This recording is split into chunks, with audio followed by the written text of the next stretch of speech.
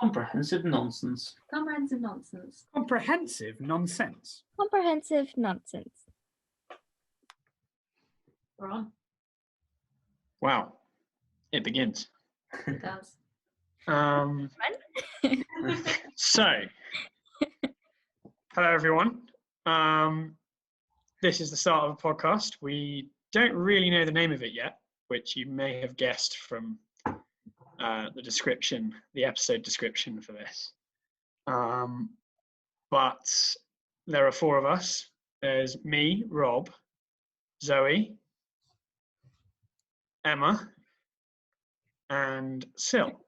And we're all friends from uni. And we're going to be talking about stuff we find interesting. And hopefully you'll find it interesting too. Right. So, with regards to the name of the overall podcast, I was thinking it kind of should allude to the stuff that we talk about, which is, you know, fundamentally, it's like the big questions are the stuff that we are, you know, most interested in. All the little topics are stuff that I think many podcasters and content creators and influencers, or whatever you want to call them, on the World Wide Web like to talk about. But I think what we've realized we're quite good at, or we can't really source elsewhere. What I think our kind of group of friends is pretty good for is answering or discussing the kind of big questions. Why we're here? Do we have free will? I also think what is morality? And I'm not saying we're going to do that with a massive amount of depth or seriousness. I think there's quite a lot of humor in the group as well. But I think that's perhaps the kind of the thing that maybe will be different about this compared to other things you've been listening to. Basically, fireside deep chats on a podcast. That's a good name, no? With Yeah. Fireside chats. I feel like that might have already been taken. Yeah. Campfire chats. I mean, everyone wants us around the fire when they're discussing the day. Why not? Four great voices. I think fireside chats.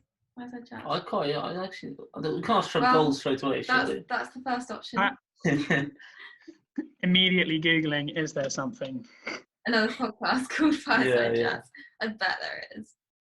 Maybe you can crack out your guitar skills for a little theme song. Oh, the intro calls. Actually, Emma's been practicing guitar as well. I have been trying to learn guitar. She has I can play one song about 80% correct. Unfortunately, there is definitely a podcast. There is Fireside Chat. Yes. Damn. Yeah, it's an American political podcast. Political. Yeah. Emma's favourite topic. Politics. I don't think we ever really talk about politics. Though. That's the thing. Oh my gosh, sorry, no. For our listeners, how much will we be talking about politics? So, a fat 1% maybe. If that. Yeah, we could dabble. We could get there. But yeah, fireside. We could do a spin on that though. Zoom by the fireside. Nah. Bit weak. I liked the Four Horsemen. Yeah. The play on that. Wait, what was the play on that? There was I think the play was a little bit weak. I won't lie. I can't remember what the play was. It was there were two really good bits, and then it was. It was like death because it was pestle and mortar. Pestilence. Yeah, can someone explain the pestle and mortar? Because it's pestilence. I don't understand that. And then mortality, and then you. Obviously. They kind of sound like pestle and mortar, and also pestle and mortar is kind of scientific, which kind of lends itself to. Scientific. You use it to crush up chemicals. No, you use it to cook herbs and spices. Yeah. No, you use it to crush stuff in the lab. You use it to crush stuff in the lab, and I don't know what you're talking about. Yeah. Never seen it in a kitchen before. Yeah. Dubious. The four, like playing on there being 4 of us might be something cool though. Well, I did a quick Google when we first discussed the 4 horsemen Right. of Yeah. groups of animals. If you guys remember. And Yes. I remember them quite fun. Like family of sardines. Why not? A nest of rumors. That think I liked. That was good. Yes. got some good. The only thing with that is like rumors Yeah. suggest we're not potentially being authentic, or like I don't know. What suggested? Yeah, but we're not really discussing Funny rumors. Yeah. It almost sounds more like you're just not chit chatting, but yeah, spreading rumors, which we're not. Gossiping. Gossiping. Yeah, talking about other people. Yeah, exactly. So somewhere between that and like Rob, what you just put on the chat. Answering semicolon why ? That is straight in there. Because that I think it's not like a fun name, which means it definitely needs tweaking, but it does kind of get to the point. It's kind of hard to say though, as well. Which you need to read it really. It needs to flow off the tongue. Yeah. Flowing of the tongue. Really blew off there. That you managed to make that phrase not flow off the tongue as much as possible. Did you find any other cool animal group names? I can read them all out. Go on. I mean, I learned a lot from this webpage. There's a glaring of cats. I love that. A rumba of rattlesnakes. Wait, A what? A rumba of rattlesnakes. Ooh. It's quite sexy, no? Yeah. A mess of iguanas. A mess. A mess. Yeah. We are a mess. Army of caterpillars. An army, did you say? Mm-hmm. Wow. Isn't it also an army of frogs? Well, it could be. That definitely describes us. An army of frogs. The other is like a shiver of sharks. I like that. A crash of rhinos. I mean, that one's quite accurate, right? Yeah. They walk around, or they crash. It's also a gathering. You're just talking about your driving test. What about something like a well-structured mess? Ooh. Mm. Ooh.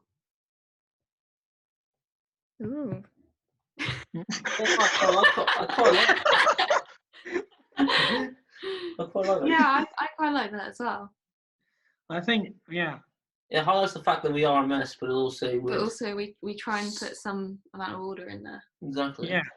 And there's some kind of kernels of wisdom.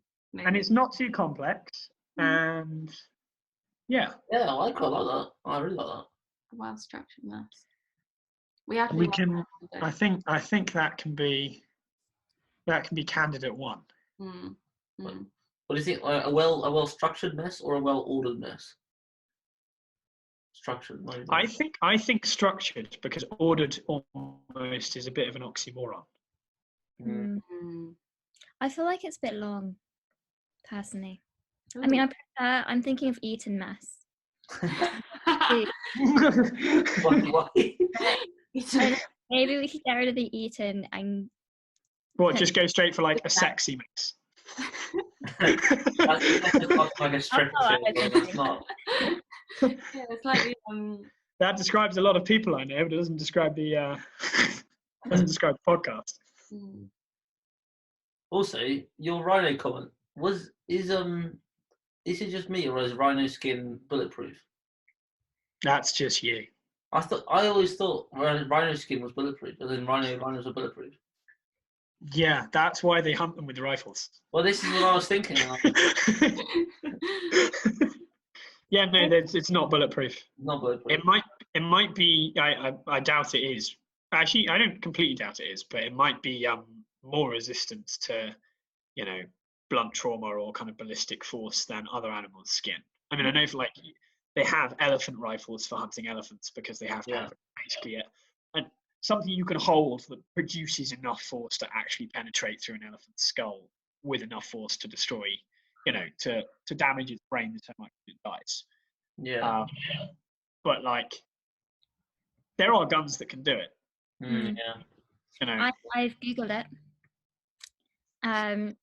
It's not bulletproof, but it can resist some low caliber handgun bullets. Oh, I see. Wow. That's pretty tough. Yeah.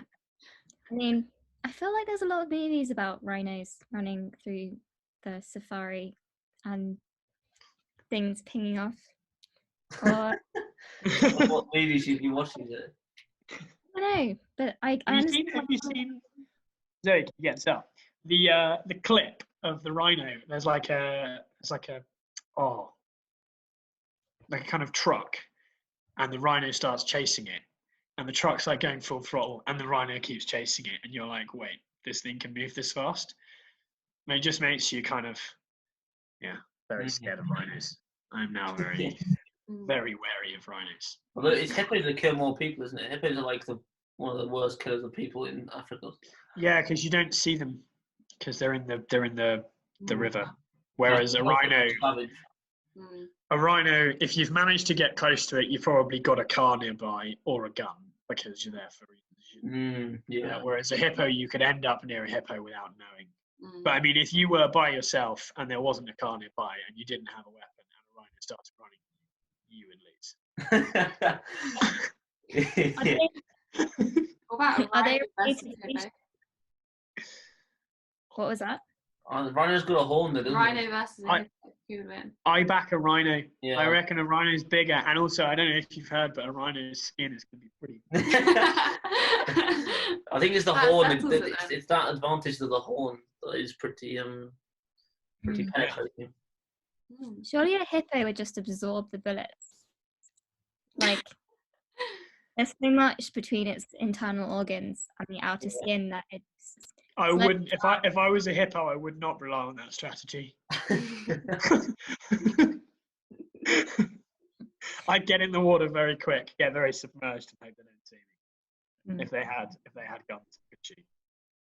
Are they related? No. Well, I mean, yes, in like a very. Everything's related, Zoe. We're all related. We're all part of one big cycle. Yeah. Yeah, you do have my eye still, I must say.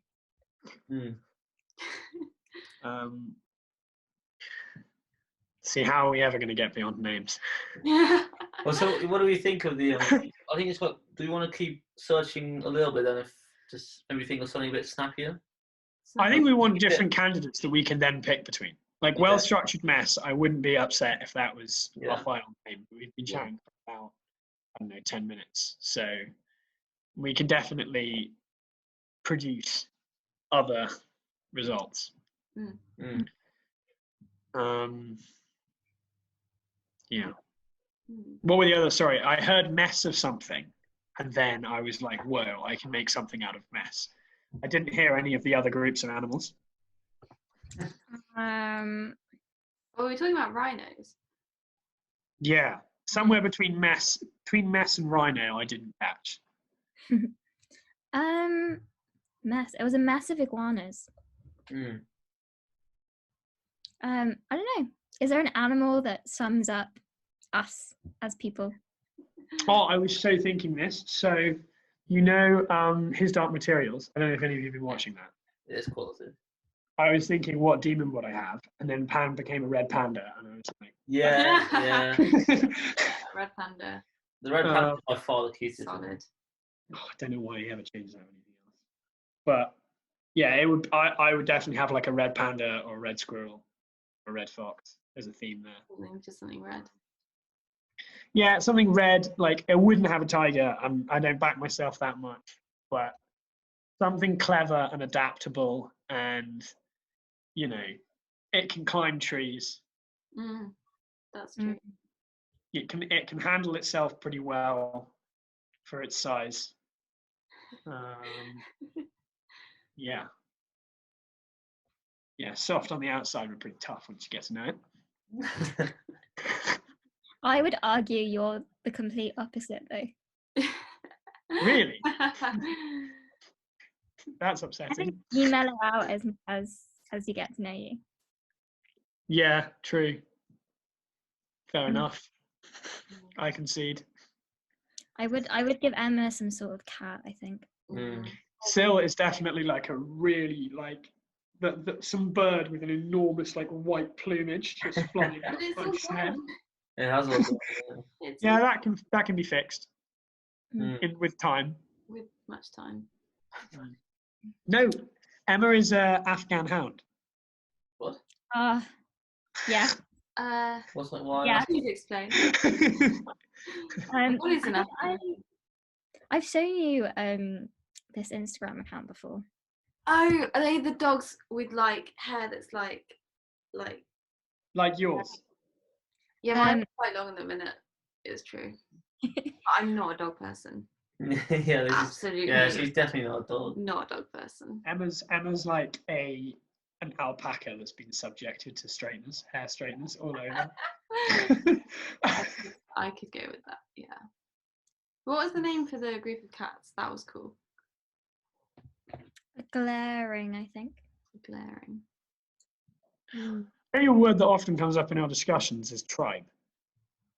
Tribe. It is. Sort of, yeah. As like as collective nouns go, I think it comes up more than very. What is tripe apart from No, tribe. Tribe. Oh. Tribe. I mean, we do talk a lot of tribe, but also. I was thinking. Tripe is the first or second stomach of a cow. Thank you, Zoe. What is tripe? Tripe, yeah. Yeah. You make cheese. I ate tripe in Edinburgh with James A.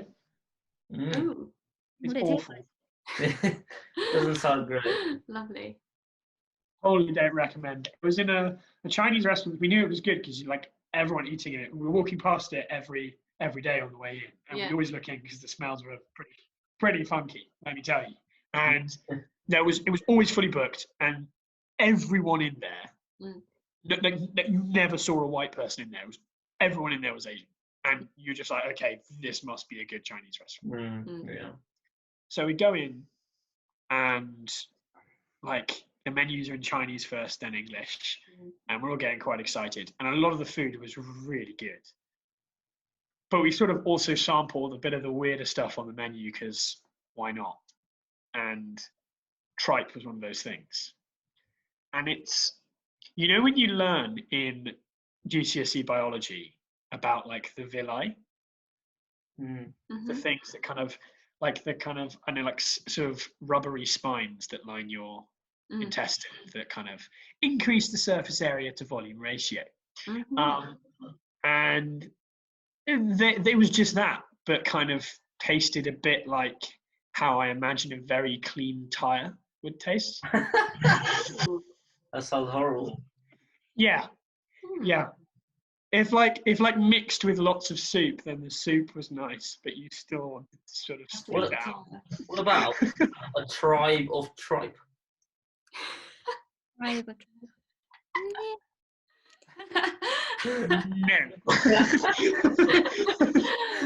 I think that summarises us quite cleanly.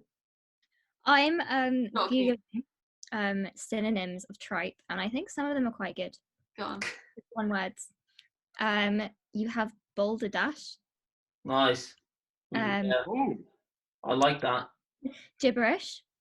Like. A tribe of gibberish. Hogwash. Gobbledygook. Malarkey. Put these in the Zoom chat. I wanna be able to.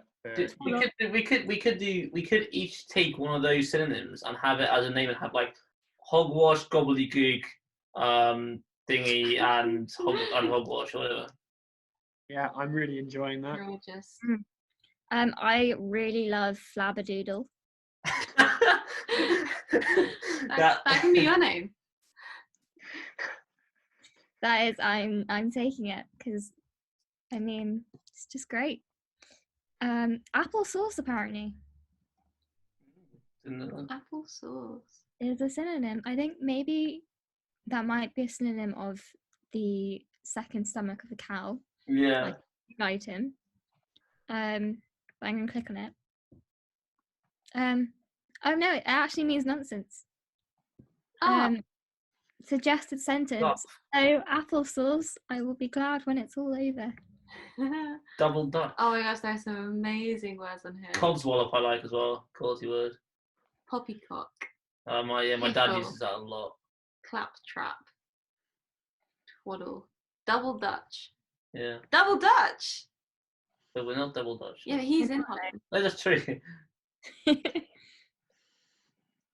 Wait, but which one of us is double Dutch? Because you're not know. living there. But I am. you're living there and he is Dutch, so Flannel. flannel. We could be like. Dude, I've put you as Flabberdoodle already. I've nicknamed you. Flapdoodle, gobbledygook, claptrap, and gibberish. Mm. No, I'm thinking we want hogwash. Hogwash and boulder dash is quite good as well. Boulder dash is also like the thing you put on the side of the house. There's also crapola. Does that say what? Crapola. I think that's a bit obvious. It sounds like something like back in your school days that you got really frustrated and then just one moment was just drinking too much water or something and just went, ugh, crapola. Right. That's the vulgar slang apparently. I've waxed them in. Oh, I don't know that one before. Well, read them out, Rob. Which order do you think works best? Well, I think you are a bit of a codswallop, Sil. I do quite like Codswallop as well.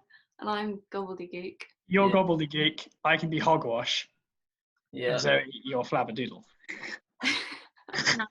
Wait, it's flapdoodle, not flabberdoodle. Flabberdoodle is better. I like it. I agree, but it's not. Is it an actual word? I think I added the by accident because I thought it sounded cooler. It does sound cooler. We could just keep it, to be fair. We could invent a new word. Just keep it. We can always like, add and change these as well. By the end of it, Emerald's word will be about sort of 55 letters long. Oh, flabberdoodle is a word. What does it mean? It means I love all types of candy. Flabberdoodle it is. Go with it. It's on the Urban Dictionary, so I don't know how legit it is, but that's what it comes up with. Well, that's exactly the type of words we need, though, surely. We love candy. So we're doing hogswash, codswallop, flapperdoodle, and gobbledygook. Right, I'm just putting that in there so I don't forget it. I think we can definitely come up with. I like tribe. Tribe, I think we can come up with something. Yeah, I do quite like a tribe of gibberish or a tribe of nonsense. Tribe of nonsense. No, sorry. A tribe of nonsense. Nonsense. No. I feel like nonsense is a bit too. Yeah. Like we actually don't know what we're talking about. Yeah, exactly. Yeah, no, that's true. It doesn't have a ring to it. No, I think it's too. I think it paints us in too bad a light. I think. Bad light. We should back ourselves more. Yeah. If you need to use a bit of an unknown and weird word to kind of make it better. So and more sarcastic. Yeah. A tribe of twaddle. Just comprehensive nonsense. Or the tribe of twaddle. The tribe of twaddle. In alliteration. Comprehensive nonsense. Yes. I like that, though. That's fun. I quite like that. Can you hear people on the bus being like, have you heard that podcast? Comprehensive nonsense. That's great. not good, actually. I can see it. Yeah. Yeah, I like that. I like that. It's along the same lines as a well-structured mess, yeah. But short. Yeah, well, I think that's quite a good vibe. Yeah. I agree. Not taking ourselves too seriously, but also that is fundamentally, we are just talking about things that need talking about. So. And hopefully people will enjoy listening to it as well. Yeah. Yeah. Comprehensive nonsense. I do actually like that. And as you say, Zio, I think it's something you could hear someone saying, oh, have you heard this podcast, Comprehensive Nonsense? Yeah. Saying, have you heard this podcast, Well-Structured Mesh works as well, but Yeah, let's do that. I quite like nonsense. I don't know. I mean, I guess the only issue is, will people take us seriously? Once they listen to it, they all have to decide that for themselves. Yeah, at the end of the day, it's a catchy name, right? It's catchy. Like, that's true. You look at a lot of other podcast names. Yeah. Like, unless they're on a specific topic that you're interested in. Like, a history of Rome or the Rugby Pod, which aren't that interesting, but we just kind of, explains it fairly well. Podcasts like the Joe Rogan Experience. What does that mean? Well, it just basically plays on his name, right? But yeah. Yeah. Well, once you start listening to it, then you know what it is, and that's it. Yeah, that's true. Yeah, I quite like Comprehensive Nonsense, man. Maybe. I think it's just catching up, and people will look at that and be like, "Oh." Yeah. Yeah. Okay. Are we going to stick with that, or are we going to go see if we can find any others? I vote for that. I really like it. Yeah, I like that too. I also think it's not too like those words are long and they're fun, but everyone does know what they mean. Yeah, that's true. Definitely. We're not throwing in stuff like metaphysics, which I only found out definition like 2 weeks ago. What does metaphysics mean? It's like the realm of philosophy that's pre-science. Like, basically, it's the realm of philosophy that deals with stuff. I say pre-science. Yeah, it's a bad way of putting it, but from my perspective, it was like basically the realms of philosophy that discusses the stuff that science fundamentally can never and will never answer to any degree. So stuff like, do we think there is an objective truth, or are we all nihilists? Or do we think there is such thing as good and bad? Do we think there is free will? Yeah.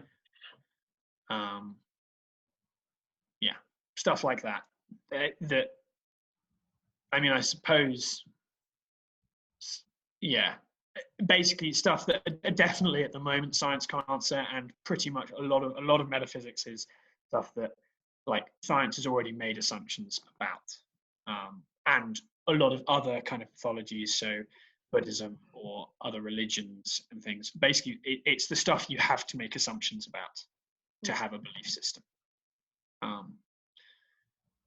So yeah, it's kind of a wacky. Well, not that wacky. It's pretty deep, but it's also quite unanswerable. But yeah, we've got some topics there for future. Yeah, exactly. Podcasts. Yeah. Right, we got to a name quite fast. Comprehensive Nonsense. Yeah, I like it. The more you say it, the more I like it. That's good. That is good, yeah. Yeah.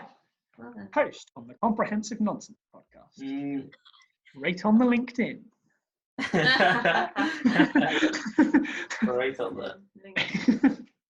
I'm gonna get ping in a minute from LinkedIn. Just new status update.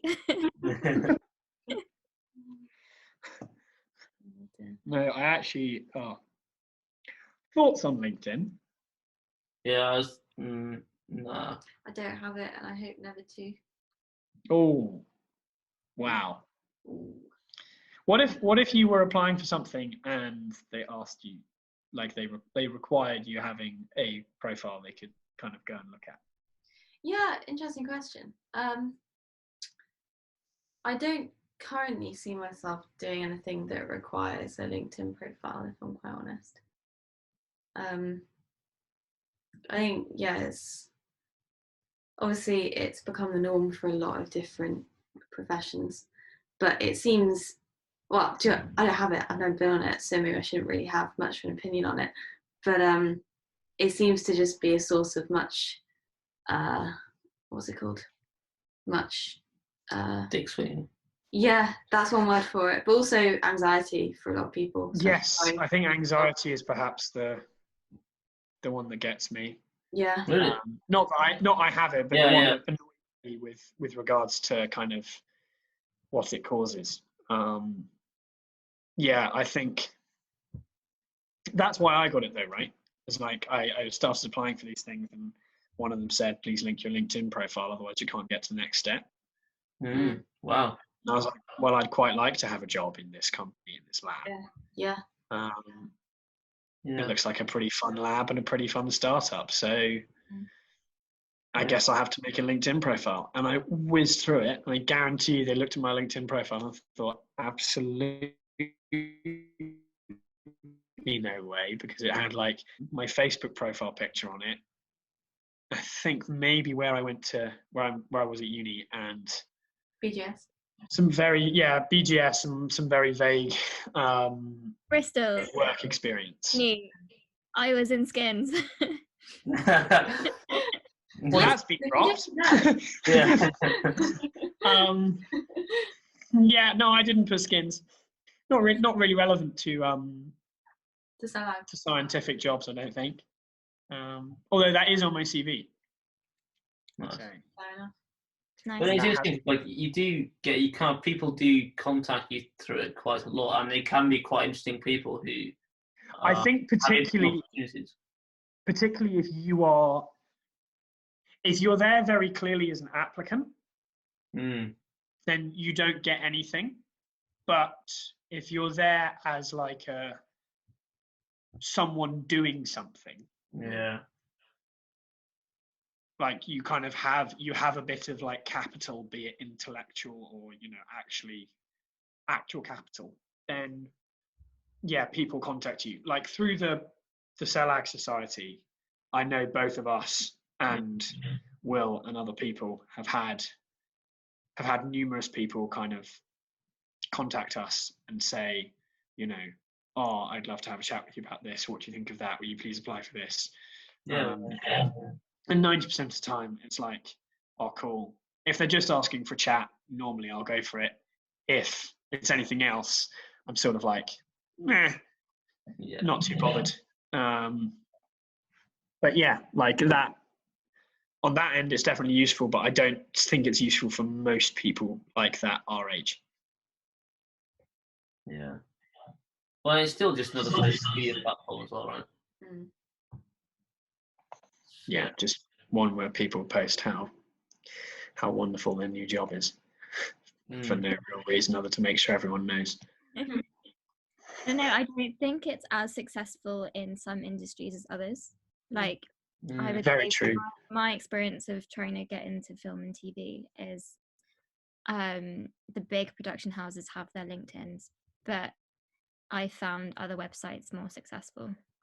Yeah, but like acting's got its own, not just acting, but film and TV has its own, like they've had basically their own social media stuff since I was doing Skins, because my like agent, if you will, at the time wanted me to have one. In fact, I did have one on one of these websites when I was like, I don't know, 10, when Facebook was still in its infancy. So they've been on it for a while.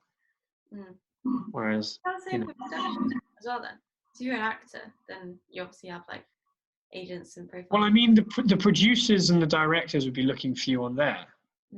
And so I imagine it would probably be easier for them to just streamline the whole thing and look for other creatives, set designer people on there as well. Have you got profiles on LinkedIn, so?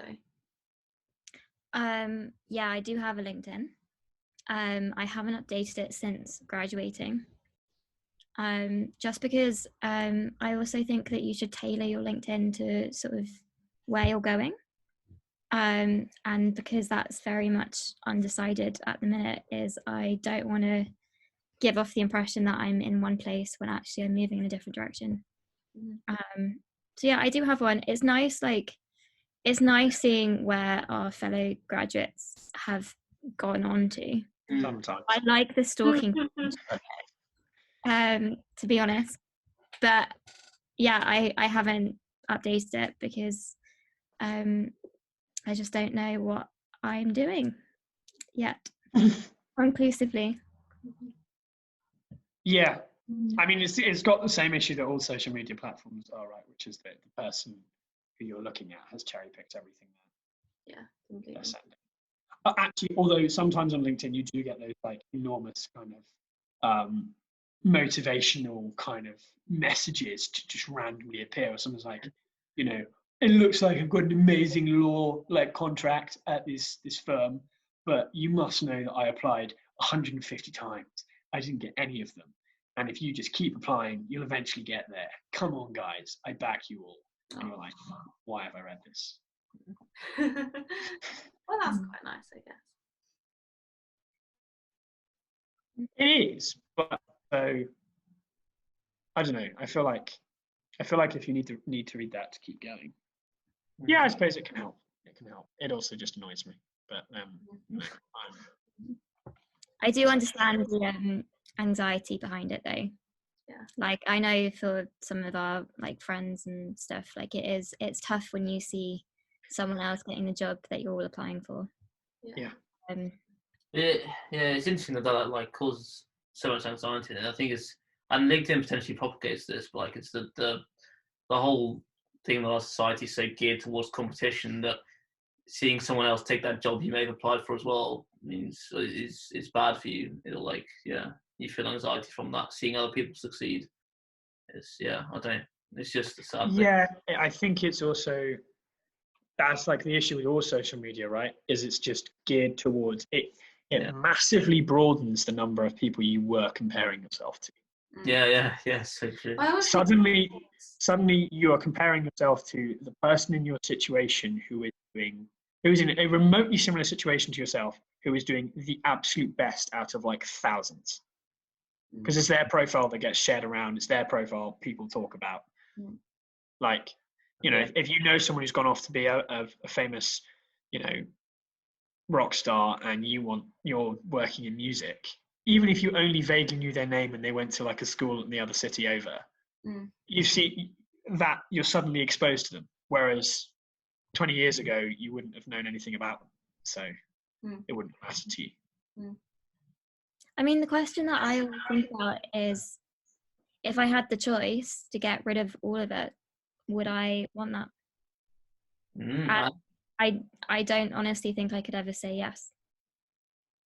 Like, I'd rather have the media than not have it. I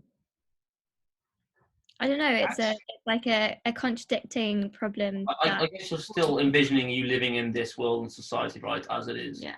That's potentially the problem. Because as the world is at the moment, getting rid of it. Yeah. But I mean, have you guys watched? I know Zoe has, but have you watched The Social Dilemma? Yeah. So I think it's interesting because to me, I agree with Zoe, but I also think like if you made it either subscription based, or you made data something they had to pay for as companies, or you made advertising illegal, or any combination of those three. So like data is something you intrinsically own. It's yours. And then other people have to pay you for it. Advertising is illegal, or you have to pay a subscription to be on these platforms. Like any of those would fundamentally restructure the like who's prioritized by the platforms. Because at the moment it's the advertisers' needs, because they're the ones who are paying Facebook and LinkedIn and so on. Whereas if it were the users that were effectively the financial kind of the people involved in the transaction with the platform, then it would be way more tailored to their benefit. Whereas at the moment, it just kind of provides you with some intrinsic benefit, and then it tries to exploit you. But I think also I think there's feedback on someone's laptop. But anyway, I agree with you. But I think that any kind of solution that goes towards more control and more like you said, your data should be yours, that's just like propagating further the idea of ownership, and this is mine and not yours. And that also plays into competition, I think, because if there's ownership like that, then what you have, it means that someone else can't have it. Yeah, but I kind of do like private property a bit, so. Oh, what do you mean? As in, like, I like the idea that something might be.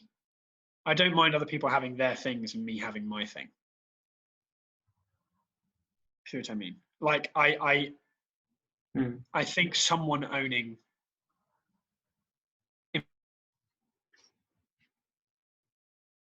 information about themselves, I don't necessarily think that we should. And I also think that people owning things and that being theirs rather than something that's shared is fine.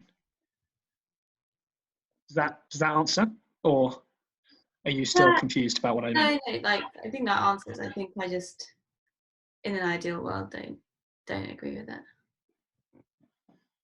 I also think this whole thing where you were saying that you always, if we owned our own data and information, the company would have to tailor the website and tailor the everything for us, because we're the commodities and we own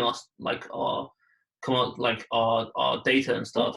However, it's still like this benefit, I'm not sure is actually a thing, because it's still these companies then having all these algorithms which is based on like AIs and stuff, and I'm just not sure they can that these benefits are actually benefits. Even if that was a thing they had to do, I'm not sure it would be beneficial to anyone. I also think in an ideal world you wouldn't need social media. How do you view? I mean, for me, and I think we've discussed this before, is the ideal world is you're more localized. So it's the way your day-to-day is structured. It's like there's a smaller community, that the social aspect of that is so like contained. So it's like, I guess in the ideal world, no social media is what does that world look like in your eyes? More like in a bigger. I'm not sure I can really answer that in a kind of full way, but I think that one of the big reasons that social media has taken over so much is that it fills a hole in, I think, a lot of modern day people's lives of connection, like genuine connection to other people, because we are becoming so stratified over distance and traveling more and moving around to other places and not having those kind of like place-based deep relationships, or like they're not as easily accessible kind of day to day in your life. Or maybe it's just the fact that social media is there so you can go on it. Yeah, I think it often fills a hole. Yeah, okay, the only thing I would ask is like, why is the hole there? Because I'd almost say that's our fault. We've chosen over time to use social media. So that would be something that you can individually change without necessarily needing to get rid of it. Like that would be you choose to stop using it rather than, institutionally get rid of social media. I don't think it's even a matter of the individual's choice whether to use it or not, or the institutionally controlling whether it is get rid of or not. I think obviously people aren't going to choose not to use it, because look at what's happening now. Or I think it's not going to, let me rephrase it. It doesn't, the choice of not to use it would not come from okay, I'm going to be disciplined and not use it. It has to come from I don't need to use this. And I think that not needing to use this would come from somewhere very different. But what if you still want to use it? Well, okay, as in. Or do you mean I don't want to use this? like a way of having a very healthy relationship with it, in which that the fact that, as on the social dilemma, it's like they're trying to keep you on there for as much time as possible, and you see something else and it gives you that hit of dopamine and all that. It's like having a very, very healthy relationship with it, in that you only go onto it for exactly what you want and no more. And I think hardly anyone can do that at the minute. Yeah, but I mean, if you were paying for it, then they wouldn't have an interest in keeping you on there for a long period of time. They just have an interest in keeping you enjoying it, or like your use of it would be worth you paying for it, right? It's like Netflix. Netflix has no interest in keeping you on Netflix for as long as possible. They just want you to. He does, because they want you to use it and carry on paying for it. And They don't. No. They just want you to pay for it. If you don't use it, that's not their problem. Oh, it definitely Really good and worth however much. It definitely is. Surely they also get paid by the they have to pay. They pay for. Sorry. They pay for the stuff that they put on there. Yeah, but the more you use it, the more likely you're going to pay for it. Like, there's a reason that Netflix has a 10-second whatever to go on to the next episode. Like, I think wherever there's like money involved, they're going to want to keep you using it and keep you on it. Yeah, true. But it's nowhere near the same as if they're getting money directly correlated to how much you're on. I don't think it's that dissimilar, because the way I see it, the more that you use it, the more important it is, or the more hooking it is, the more people are going to have it and use it. Yeah, true.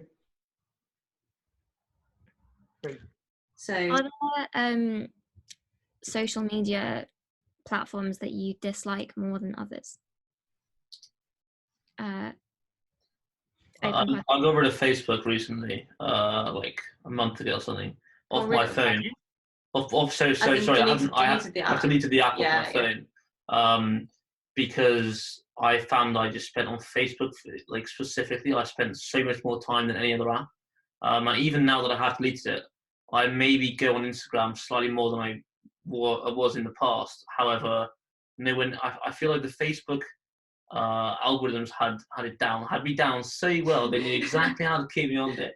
If I went onto this video part and started scrolling, it would be great, and I would just spend hours, just like every now and again, and spend so long. And I feel like Instagram and stuff don't have as much as that. I found anyway. So for me, I think Facebook was definitely the worst. The one I use the most is WhatsApp, because that's how I communicate with work. So that's the only one I can not. Like, that's the only one I still have with any notifications on my phone. Everything else, I've got all the notifications off. Which does mean sometimes I'll, get home and put Messenger on, and there'll be ludicrous amounts of reading. Well, no, normally it's just you three. Mate, I never message you, mate. I never message anyone. But yeah, like those I've got rid of. I've now ended up watching a lot more, or like basically anything where I can watch podcasts or listen to podcasts is what I spend the most of my time on. But that's kind of conscious. I feel much more control of that. Like I put those on and then I say, right, now I need to stop. But the other thing I think for me is I think I'm going to always be, to a certain extent, a little bit obsessive about my hobbies. And not all of them are going to be super healthy stuff like sports and I don't know, morning yoga, and like cooking or stuff like that. And some people will find that painting is a really kind of active hobby, but I've realized that if I'm not going to be on social media, I'm still going to be doing something relatively addictive. And for me, probably the best two at the moment are like watching YouTube videos and podcasts that are kind of relatively educational or interesting, and or gaming of any kind of social stripe, or you know, an interesting kind of narrative game, because I mean a lot of those are pretty good too. And by podcasts I also mean audiobooks as well. I also think there's a very fine line between like taking YouTube or like maybe podcasts as an example.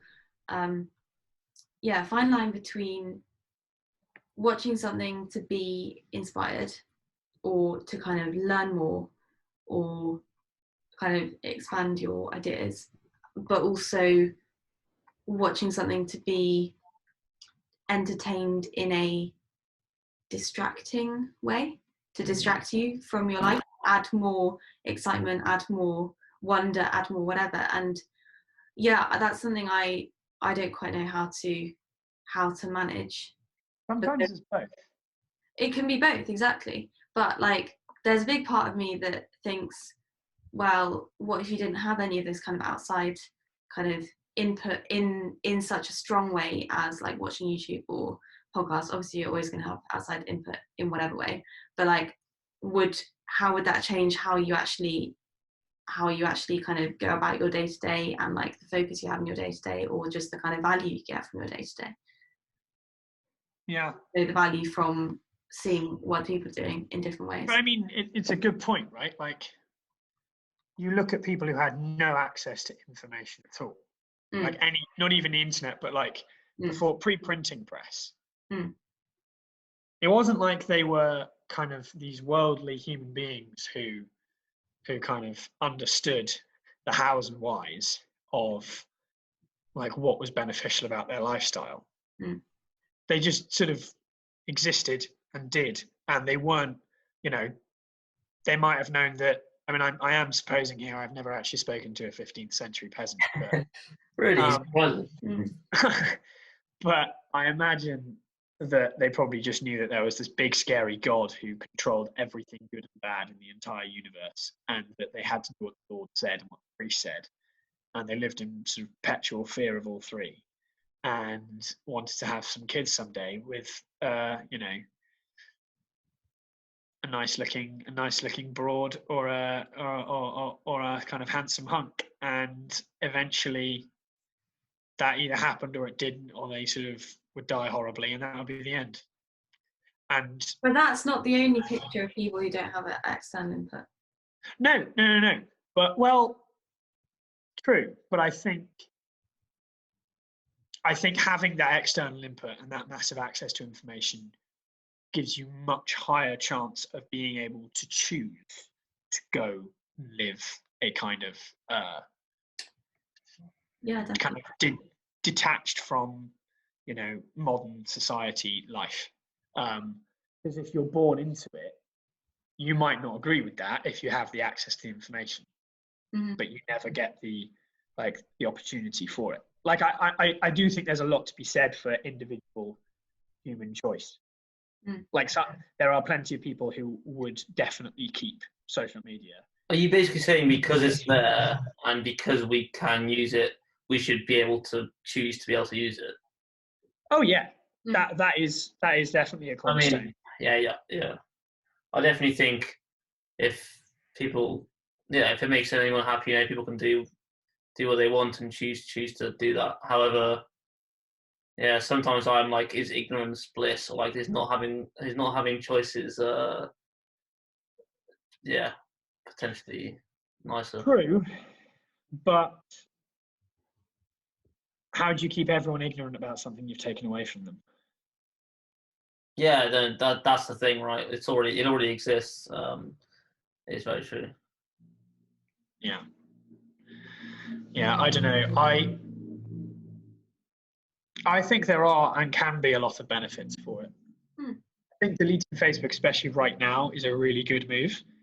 But also, if I deleted Facebook when I was at uni pre-COVID, all of the events that happened that I only found out about through there, that you'd only get to know about fast enough through there, because otherwise someone would tell you 2 days after it happened, oh, what do you think of going to this? Or they tell you 3 days after all the tickets are sold out because it's Grandma Groove, you know, this has happened. Like, if I didn't have Facebook, my uni experience would, my social experience wouldn't have happened, which I think is really sad. But I also think it did kind of streamline it, because otherwise you'd be running to the notice boards every day to try and see what's happening. And if someone had, you know, forgotten, you know, keys as the you know, the pin-up board for their poster for their play, or, you know, their Grandma Groove kind of ticket release. We should get Grandma Groove to sponsor us, the amount of times I just mentioned. But, you know, that stuff, like, I would have missed out on. Whereas Facebook is a little bit potentially more foolproof in terms of seeing these things. It allows your social life as part of a big community, if you are part of a big community of 10,000 students. That's a big if, though, because this is something that, like, if me and Zoe hadn't been added to the Stevie Boys group chats are a huge, like, source of, like, if you're in or you're not, and therefore you have access to all the events that's going on, which I remember speaking wrong. Like, I remember speaking to two friends at, well, Will and Lena in early second year.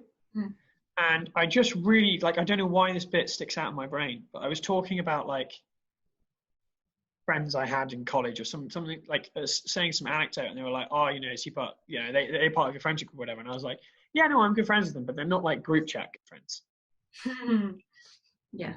And it's like, that is such a big, like, defining split. Yeah. Which you wouldn't have had beforehand. Yeah. I imagine you'd probably still had set groups of friends, but, like, yeah. Well, I don't know, does it make it easier to be isolated or not? Because, like, my parents had definitely said, I mean, because they were at Pembroke, and my mum lived out, like, down Mill Road one of the years, and she said that was, like, really isolating, because back in those days you'd go and, like, stick a little note on someone's door being like, I called, you weren't in, or something. Like, you'd have to actually, like, physically go there. But then also you probably had much, well, I mean, they were saying, like, your group of friends was very much, like, in your college, because that's who you were there with. Yeah, I mean, I think that's partly just a symptom of what Facebook was designed as something for university campuses, right? Yeah. True. So that's just showing that it's quite good at what it was originally designed for. That's the thing. I think we were in a system where it works perfectly. However, I don't think it works perfectly. Sorry, not works perfectly, but it's what it's made for, and, like, as in where it is benefit, where there are a lot of benefits to have it, because we are in that specific system. However, I think potentially now that you're out, are you finding it different, like having Facebook, or, like, you're not having Facebook? Well, even when I was at university, I often wished that I could, you know, turn off all the notifications on my phone, but I couldn't, because exactly what you said, Rob, because you'd get a message from someone being like, do you want to have dinner tonight? And it's like, if you don't see that message, obviously you can reschedule whatever, but, like, you'd miss what's going on. Yeah, but now that you're not at university, like, is it potentially easier to not, and does it not matter that if you say you deleted it now, that would it matter less than if you were at university? I would potentially say yes. Yeah, I'd say yes, but then because the technologies are so addictive, it's hard to do that. Yeah, definitely. And the other thing I think is, it's even harder to try and not use it if other people all use it. Exactly. Like, you would be able to reschedule that thing, but they might have organised, especially at CAM, like, they'll have a supervision the day after in the evening, then there'll be a night out with some freeze, then there'll be someone's birthday, then they'll have a sport event where they've got kind of a social afterwards, then they'll have, like, you know, a practical write-up that they hadn't done, and then like a load of essays that they just sledged into Sunday that they really hadn't done, a whole day of suppos, and like the next time you're going, okay, when can we reschedule? And they're like, next time. Yeah. And yeah, so it was annoying, but also if you missed it, you really missed it sometimes. Like there are definitely a few people I just didn't see in pretty much my last year, and thought, oh, I'll catch up with them in Easter term. Then Easter term was like pandemic and all gone, and I never got to see some people for the last time. It sucked. But if I hadn't had Facebook, that number would have been trebled. Yeah. I mean, there were 2 architects in our year who never had Facebook, and part of me kind of admires them, and part of me was like, actually, I mean, maybe the kind of people they are, the type of people they are as well, but I think they definitely felt isolated because of that. But then it's a question of, because they don't have it, is it down to like FOMO? Yeah, but who is it down to make the extra effort to like? But was supported by other social media platforms. So, I mean, I'm not saying that like, I don't know, that you've I don't know, Facebook is the golden one, but their situation was that their social life was on WhatsApp in this case. Yeah. So it's, I don't know, it is an interesting question. Like if you would choose to give it up tomorrow, like, I mean, I'm sure that your closest friends would put the effort into like write letters or whatever, but is that something you would ask of them, or how do you navigate? Yeah. I mean, that's interesting. There's a really interesting one. Is like which ones are better than others? Because I mean, I definitely do think, because WhatsApp's purely just a messaging service. Yeah. It's basically texting, but you can do it over internet. It's iMessage for phones that aren't iPhones and iPhones as well. Which I think is, I cannot really understand how they could algorithm that to make people more addicted. So I think that one's like, for the moment, pretty safe. Yeah. But I mean, there are definitely ones that, like, I don't have Instagram, I don't have Snapchat. I think from the outside, they both look awful. Like particularly Instagram. I have a real issue with the fact that it's like you like everything. The whole, like, the worth of your photo is how many other people like it. Yeah. That's the premise of the whole platform, which I just think is, I cannot understand that. It's the one thing, I've not updated my profile picture since midway through uni on Facebook, but if I ever do update it, it won't have comment. It will have comments and likes disabled, because I don't want to have to look at that. Even though last time obviously I did get lots of likes and comments and they were really complimentary. Yeah, that's the thing. Like, even then, like, I'd rather, not that anyone ever would, but the idea that someone could compare. Yeah. I don't really get that. Wait, no, but it's not that anyone ever would, because everyone does. Exactly. That's the thing. I mean, yeah, I don't know why anyone would compare with me, particularly, but I mean, they might do, but that's exactly the point. It's people, and particularly I think Instagram just massively blows that up. Yeah. And yeah, for me, that's probably the worst of the lot. And then like Facebook, Twitter, kind of similar. Snapchat are kind of similarly bad. Unfortunately, Facebook was the one that everyone used at uni, so that's the one I've had. Whereas like WhatsApp and YouTube have more plus size to them. Though I think if YouTube's addictive, it can potentially be the worst of the lot. Yeah. I have to admit, I am a big YouTuber. Go on, what's your channel name, Zoe? I actually have one. I can't remember what it's called though. It's got all my little graphics from back at uni. No, it's not. It's called Comprehensive Nonsense. It is now. Yeah, I have guilty pleasure for YouTube, just watching little comedy sketches as an I did go through that phase as well.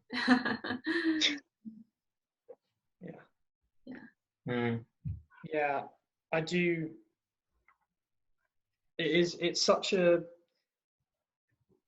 thing. Like, I was watching Stephen Fry's 21st Century Firsts, I guess this morning technically, but last night.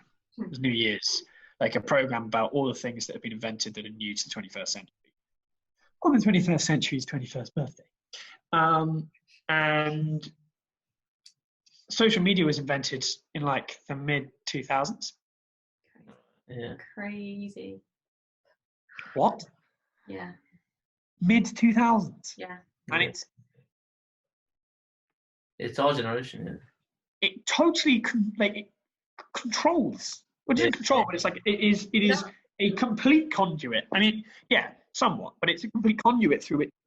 All of social interactions kind of are partake or are organised through.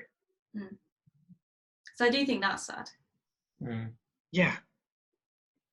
Yeah, losing human connection, I think, but yeah, which is like sad. Inevitably through whatever kind of medium you're using, you're going to lose a bit of that actual.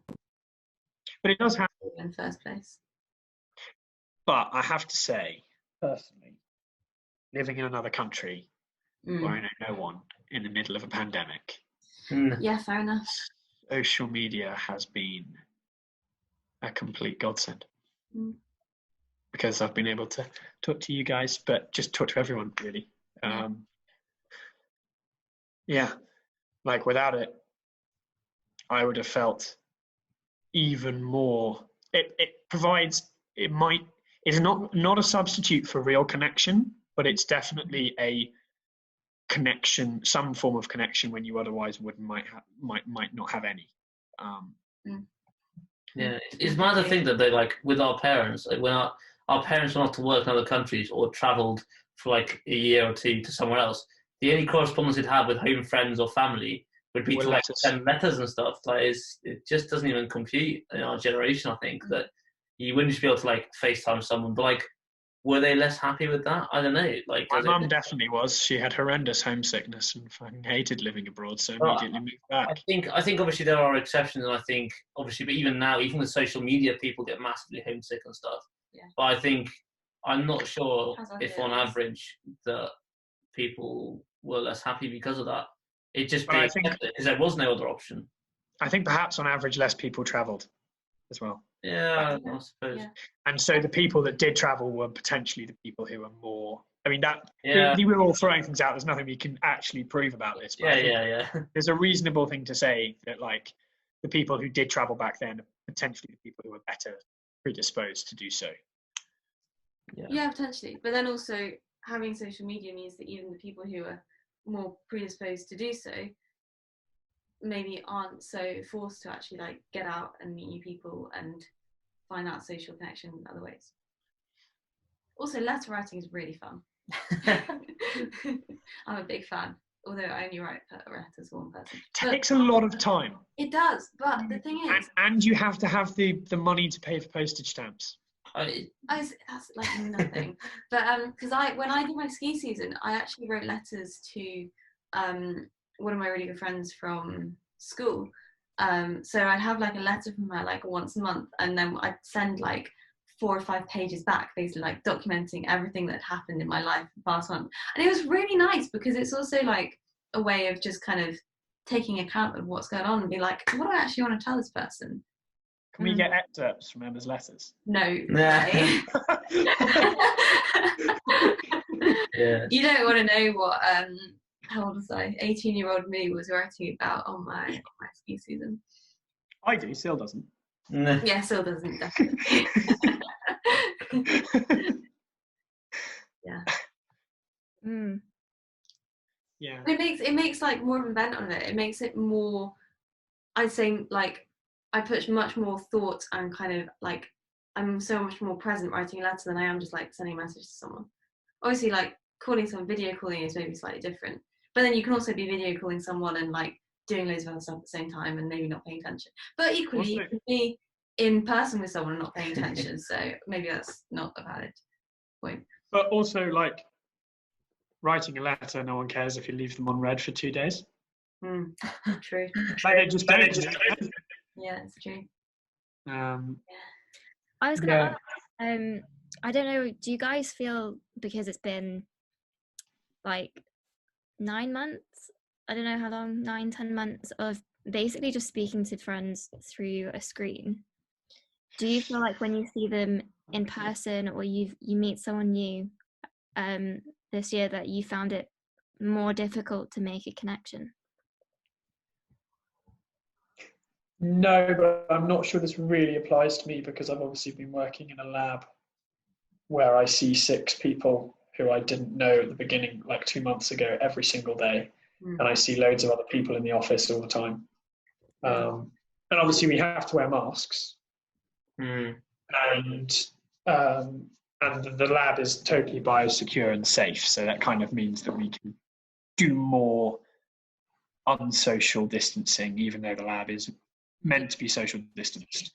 And they do their best to maintain that. It's interesting Than I would otherwise. And also the Dutch laws are less strict. So I have had to meet loads of people in person. And I have also, living in Bristol and living quite close to a lot of people that I'm friends with that I can kind of go on socially distant walks with. Yeah. Yes, I haven't seen uni friends, but I have seen a lot of people face to face still. Not like at a rave, but for a chat. So I don't think it's been more difficult to make a connection or like with people when you see them. However, what I do think, what I've strongly found with quite a few people who I've met up with after not seeing them for longer than I normally would, I actually found that with a lot of people that they really, really appreciated the actual human contact way more than they ever would have done or have done in the past.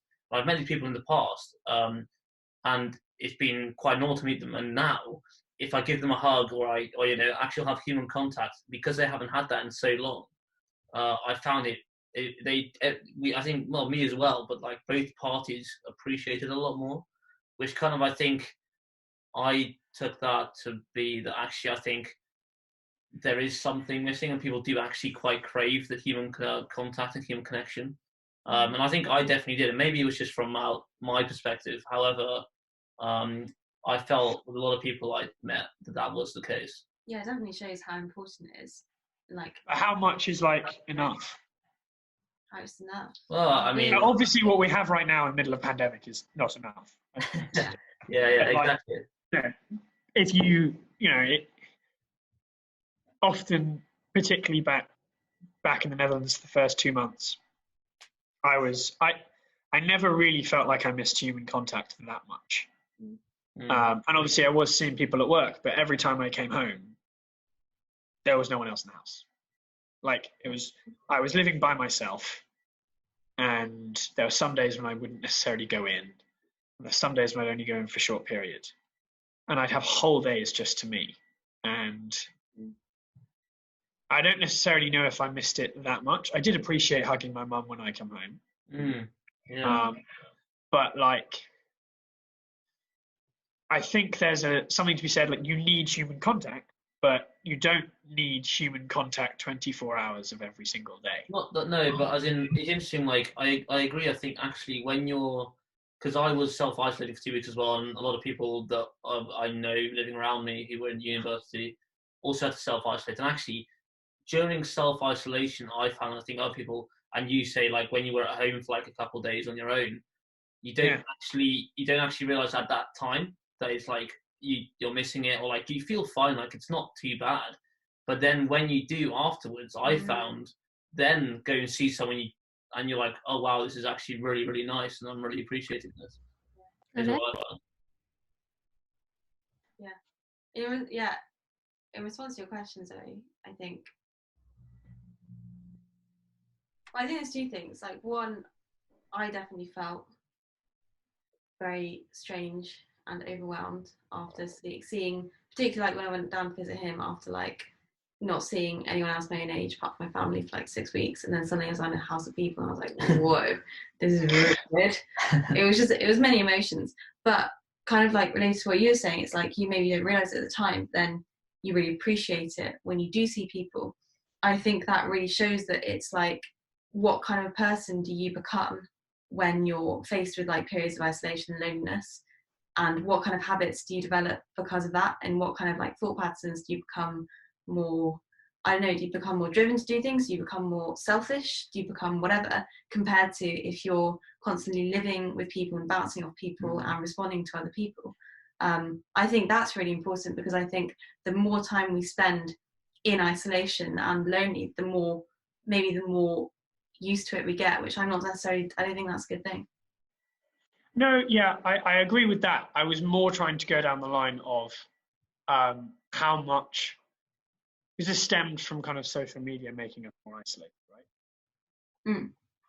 And I was thinking, has it made us so much, has it decreased human contact to a unhealthy level? Yes. Or has it, and if so, is that the fault of the people using it? Because I personally don't ever feel like I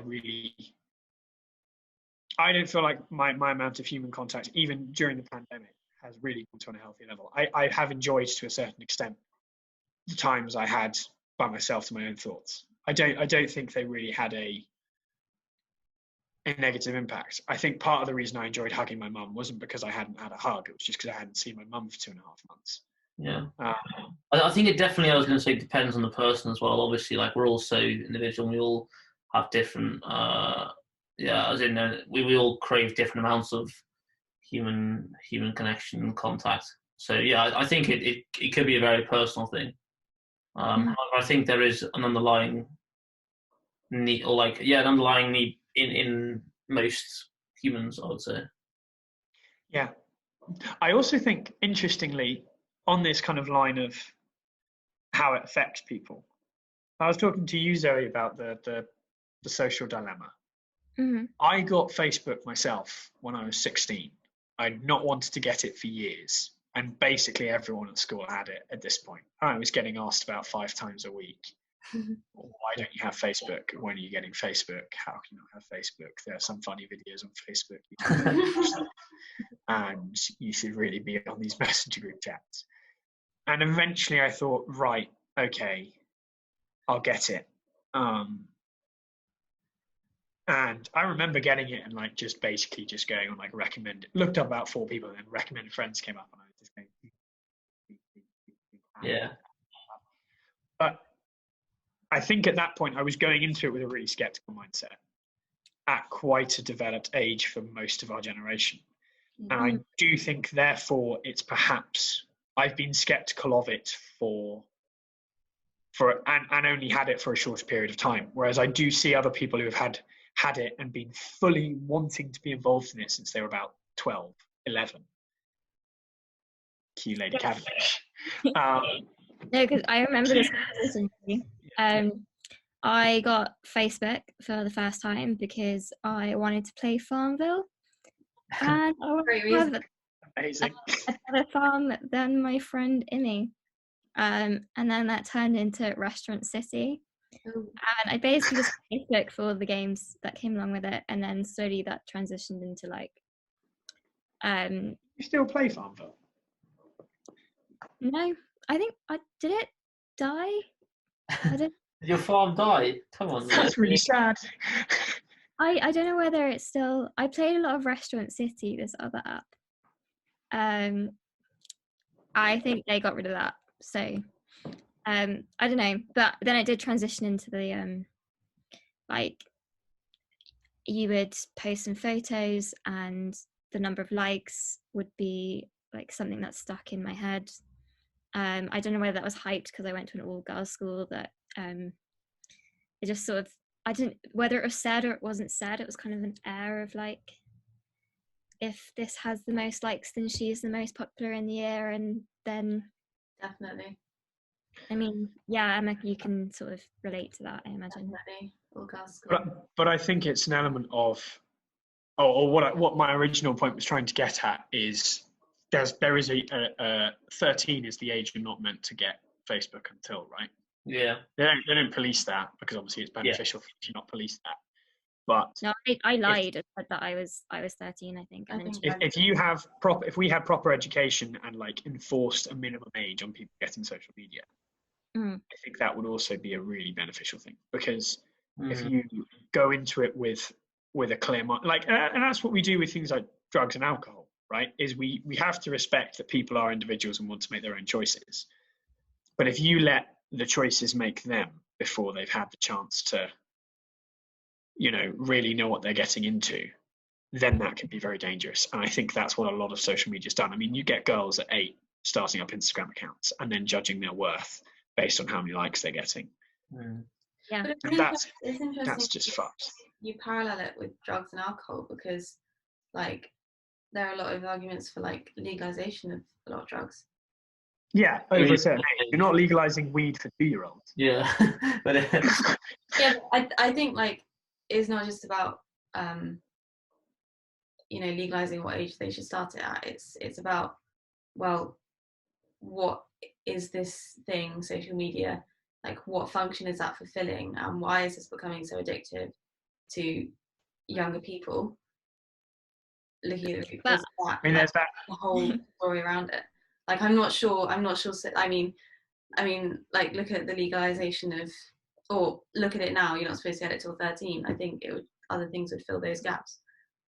I mean, peddling back, I think my point is that I got Facebook sort of as it was early starting to develop, and then by the time that I sort of made my profile, I was already in.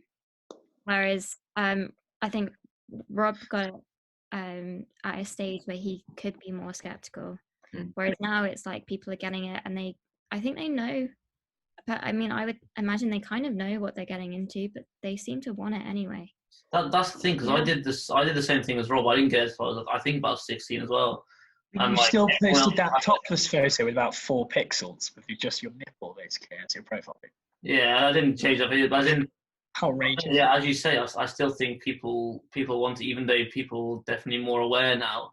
And I don't know. I'm not sure having it at 13 or having it at 16. But we're still using it now, right? As in, like a year ago, I was on it every day, and I was like, I'm not sure it changes it that much. I think it's like any addiction. It's like,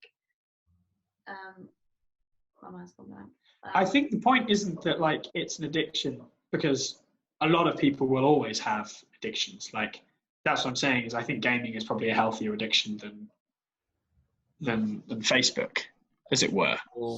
That's a whole different or at least I think I have an addictive personality, and I think I will probably always be. It's about being in control of your addictions, rather than letting them being in control of you, and kind of choosing what you're obsessive about. Like I think the whole idea of control around addictions is potentially like not the best way to think about it. But I don't want to not be addicted to anything. Sorry?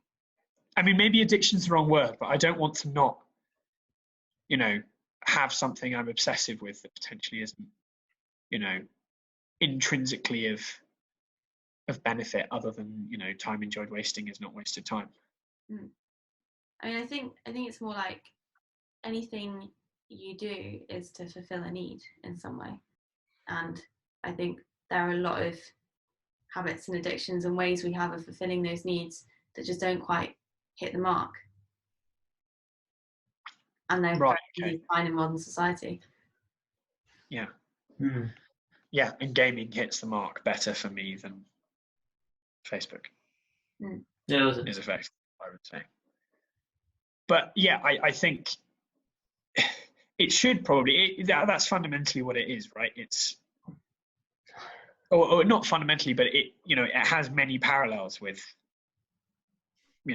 pleasure pharmaceuticals, if you want to call them that, alcohol, tobacco, all the way up, and should probably be put, or similar principles can be applied to it. Like how much is it allowed to advertise itself? Is it allowed to advertise itself without the information? Should it be only over a certain age? But the other thing is, I mean, I'm still a massive believer of you can't tell other people, you know, what to do unless what they're doing is directly impacting your life.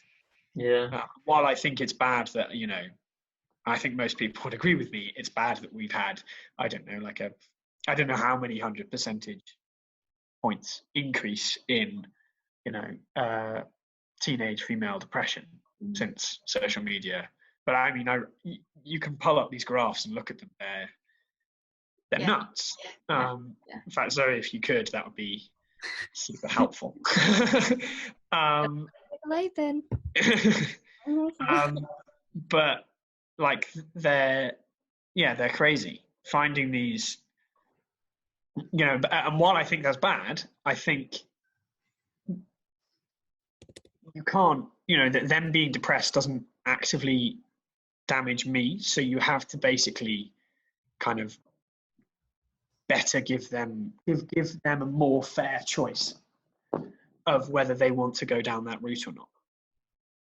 And at the moment, we have no kind of regulation on whether they're exposed to this stuff. But clearly, for some people, it's beneficial. So I think regulation rather than removal is probably the route I'd take. Oh, no, the clearly beneficial thing is interesting. I think for some people, it is beneficial in some walks of life. I mean, I think it's been super beneficial for me for the last 2 months.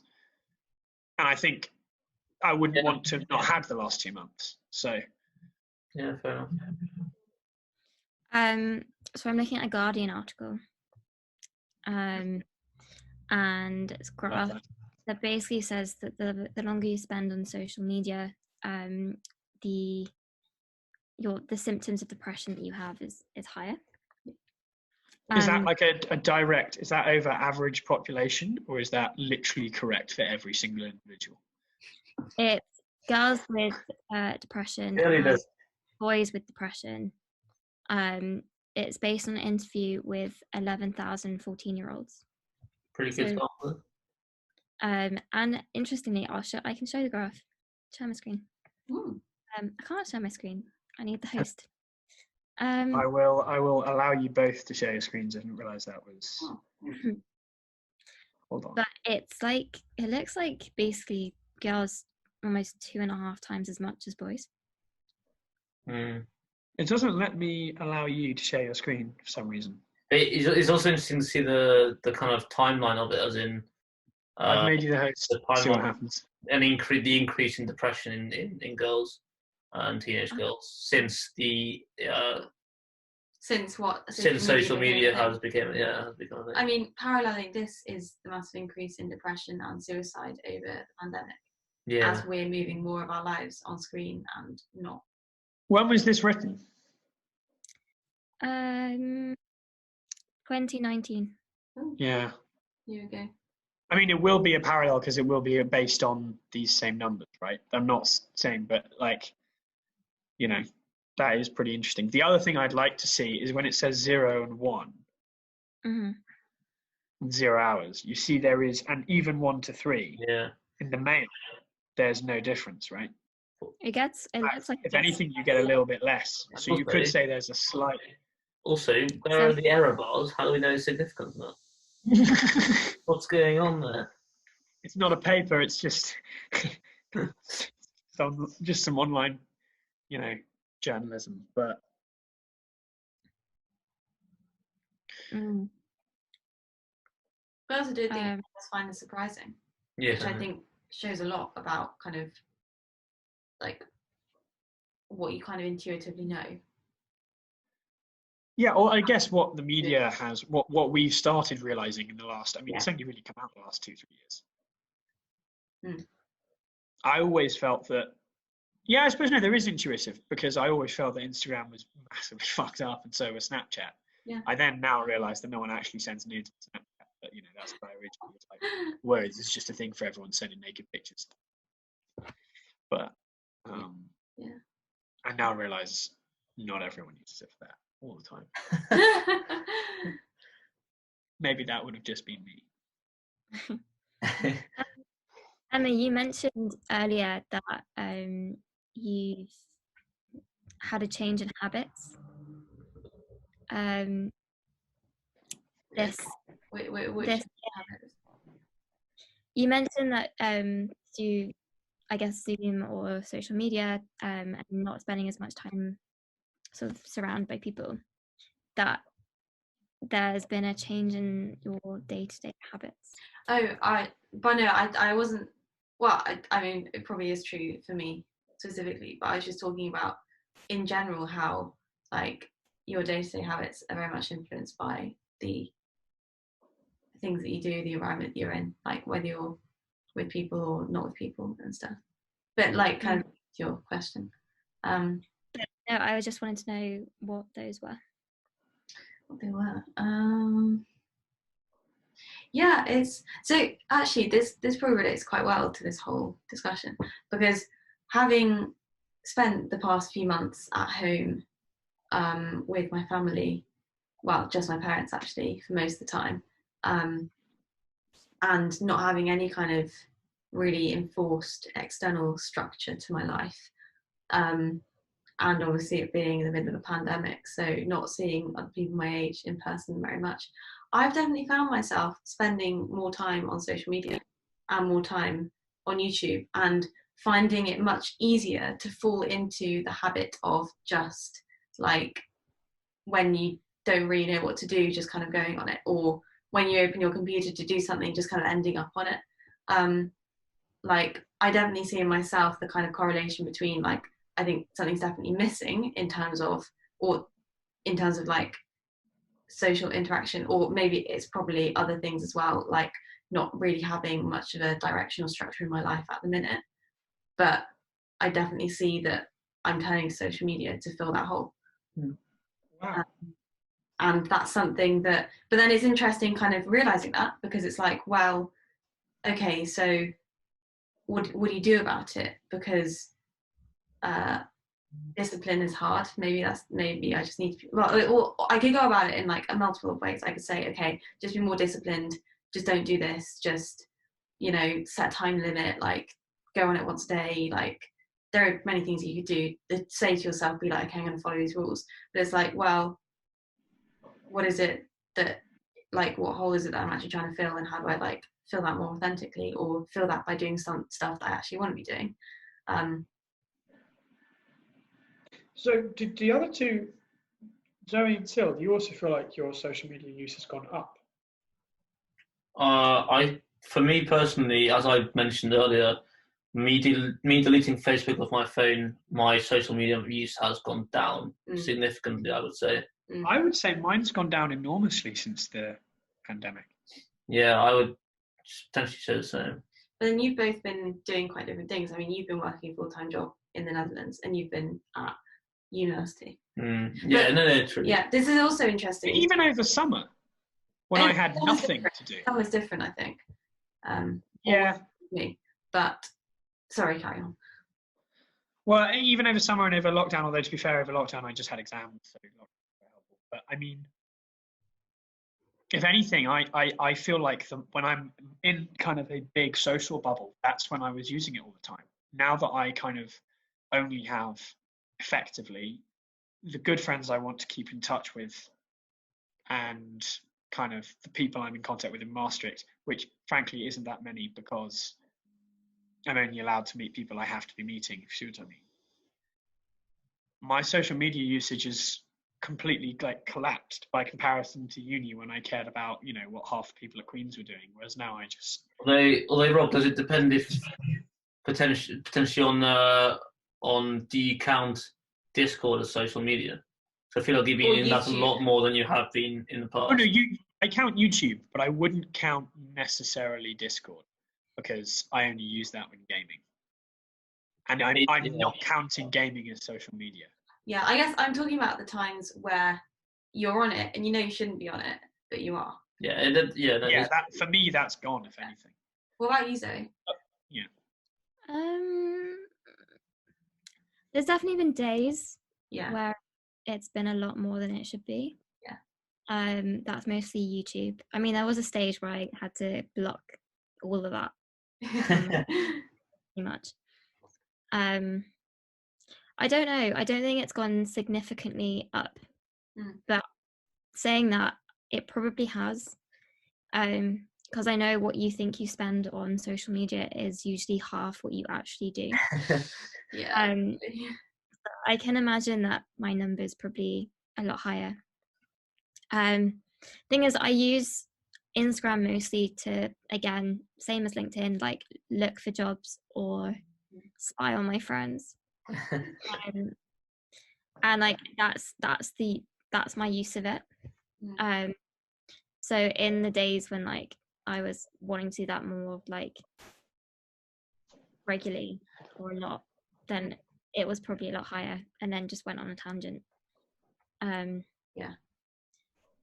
But yeah, I don't know. I mean, it probably has. I wouldn't be surprised if it has. Yeah. It's interesting though, like you saying deleting Facebook off your phone, you spend a lot less time on it. Because yeah, I mean, I deleted Facebook and Instagram off my phone like maybe a year ago now. No, maybe not a year. Actually, maybe a year. And it's definitely helped in like a lot of ways. To not spend my time doing those things, but then I find I do tend to fill that void with other things. Like it's just kind of like transfer of addiction to something else. Well, what have you filled it with? YouTube. Okay. Or like other just scrolling through Messenger more than I need to, or like just. But this is the thing, right? In our parents' day, my dad would just be playing with toy soldiers, I guess, when he was younger, or making bombs to blow his fingers off when he was slightly older. But like, we're always going to have downtime, which we're not spending doing sort of super productive downtime, as it were. Like you kind of, that's what I'm saying with gaming. Sometimes it is a bit mindless. Sometimes it's actually, a super interesting, valuable experience. But it's about picking that mindless addiction, if you want to call it addiction or like obsession or hobby, that isn't necessarily something someone would look at and go, that's really, that's a sport, or that's really healthy, that's really good for you, that is potentially the least damaging. Because I look at my family and like my dad smokes all the time, and I'd much rather that I was on social media than I was, out smoking however many fags a day he smokes. And I'd also much rather I was gaming than on social media. But I'm sure there are certain things that you could do better than gaming. It's about trying to find something to switch yourself onto that you think is better for you. Rather than trying to say we should get rid of it all entirely, because I think that's not only kind of probably quite hard / impossible to do, but secondly, I think time enjoyed wasting, as I said earlier, is not wasted time. That's actually really valuable. And if you can, find a way of wasting time that isn't necessarily bad for you, then stick to it. It doesn't have to be. Not every hour has to be super productive and sort of positive and worth posting on social media. Well, it's even like the phrase "wasting time," right? Is interesting. It's just the fact that like we're so geared up to think that not like utilizing our time for anything other than something we class as productive is a waste. I know. A lot of books say the importance of play and just and then not doing anything supposedly productive is actually incredibly beneficial, and is where creativity comes from, and it can actually boost your life and thoughts quite a lot. But those things, like play, creativity, I think they're severely lacking in most of things. Like it's like creating rather than consuming. It is. You're consuming when you're looking at social media, you're consuming when you're watching YouTube, you're consuming when you're playing a game, or you're watching TV. Not always. Okay. So I know you feel very strongly about gaming, but I think that it encourages you to be far less creative with your brain, because so much of it is given to you in terms of like very much big visuals. You're like put into this world, you're distracted and taken away from your like world where you are. It's Sure. But say you're given like The Sims or Zoo Tycoon, where your whole premise of the game is to go and create something. Yeah. Okay. You're given parameters, sure, but then you perhaps can build further from those parameters than you'd ever be able to build from nothing. So you might build the same distance, you might create the same amount, but you're just creating from a kind of more of it's already been done. So you perhaps go further. I wouldn't be able to create a whole Zoo Tycoon zoo in my head when I'm playing outside with a stick. But maybe that's the point. But you're creating so much more, I think. So you're creating the whole world yourself. You're not given so much. I don't create. I create a very incomplete world. I mean, my inner turmoil is always like what you're talking about is what like Aldo Van Eyck talks about when he designs playgrounds, is you make it as abstract as possible and a child can then adapt it any way he wishes. It's like Sill's childhood, you know, give him a stick, make whatever, and it's amazing. But also I love the worlds that game makers make. I love the world that filmmakers make. Like, I love that as a craft. So it's hard to like say that's all evil. Yeah. Because and why not both? Affect the like production of it massively. Yeah, like I agree with you. Like there is a lot of value in kind of, I guess, appreciating other people's creations. Yeah, why can't that be inspiring? Why can't you play a game like Zelda and then go out into the world and play with your stick and imagine so much more having seen Zelda? Yeah, it's a good point. Like, I mean, it's again the difference between like inspiration and kind of distraction. One thing I think, one point I think is really struck me was the idea that when you grow up playing completely created, like I guess say outside of the stick or playing with other people outside of the stick, there are no rules in a way. You create the entire world, the entire game. You work out those rules with other people. You like that there are no boundaries in a sense, but when those rules are already created by others and you have to play within those rules, then how does that affect your mindset to playing within the rules and outside the box? That is a point I will happily concede. I think. Thank you. The main issue with when I say gaming, I think that's not like a catch-all phrase. It doesn't mean that all games are good and that they all have equal value. There is definitely, and it's the same with like books and music. Like you can definitely listen to certain music that's going to be, more inspiring, interesting than other music. Like middle C when you're learning the piano, I can tell you it's a fucking boring piece of music. But like, and yeah, if you're playing just kind of multiplayer Fortnite all the time or FIFA, which are two games I don't play, so I'm going to pick on them now. I think that's probably substantially worse for you than me in the last 2 days discovering the Lovecraft mythos through playing Fallout, which is set in an alternative history in a nuclear wasteland, which I would never have thought to come up with, which I think is a wonderful and interesting and fucked up and exciting world. There's definitely, they're not all in the same league.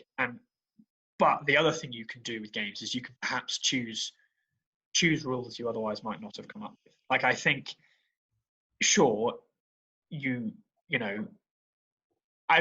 not sure you ever have to pick between one or the other. There's also sometimes that outside can be, absolutely hailing it down with rain. And you don't really want to kind of slip over and cover yourself in mud and get pneumonia before you come inside when you're 3 years old. But I think, yeah, they can definitely complement each other. And if you pick the right games, they can be super beneficial.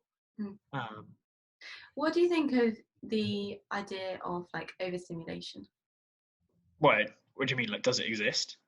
No, as in Yes, by the way. Like when you're looking at things like, say, games or like films or just the general kind of screens in general are quite good at it, but you are just kind of overstimulated compared to kind of the rest of your life in terms of like dopamine and like excitement and color, and or maybe not color, but like which kind of numbs you to what fulfills those things. Yeah, so another good example of that I always thought was like people who microdose on LSD. Yeah. So what happens when you come off? Because the world surely is just worse. Yeah, it's true. So how long is safe? Yeah, no, I think that's potentially valid, but it's definitely not something I've ever experienced. How do you know? Because the outside world's still really friggin' cool.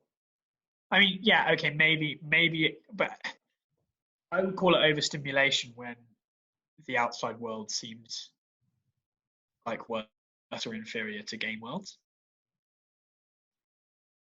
And I definitely don't think, in my mind, they just complement each other, and they're both valuable, and I'm really glad I have one, and I'm super glad I have the other. I mean, obviously, if I didn't have the outside world, I wouldn't really have anything, and I wouldn't exist. But like, I think they kind of, yeah, I personally haven't found that one has made the other more dull, but I could definitely see how some people could expose themselves too much and become too infatuated with being able to double jump and run around with whatever cape or colour they want on and get in whatever car they want and run up to the cops and pull a gun out of their holster. You know, be able to do whatever they want with whatever kind of rules that you perhaps can't.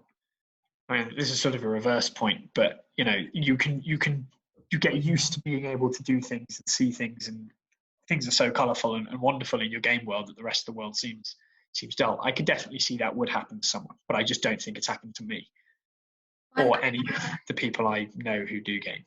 Oh, see, I think it's happened to the vast majority of people because all these things are so addictive. That's exactly what they do. Like, I don't think it has to be so overtly, as in you go out and you think you can do anything.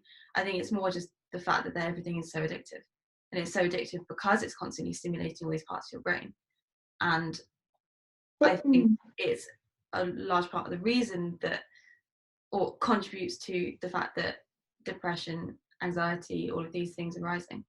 Yeah, I think depression is interesting as well, because the problem is do you think there's like more, and you feel like your life is not as fun or not as exciting as it should be. I think that potentially can lend us. Is that overstimulation though, or is that part of it? Potentially. A big part of it. No, I would disagree with that. Yeah, I don't think that.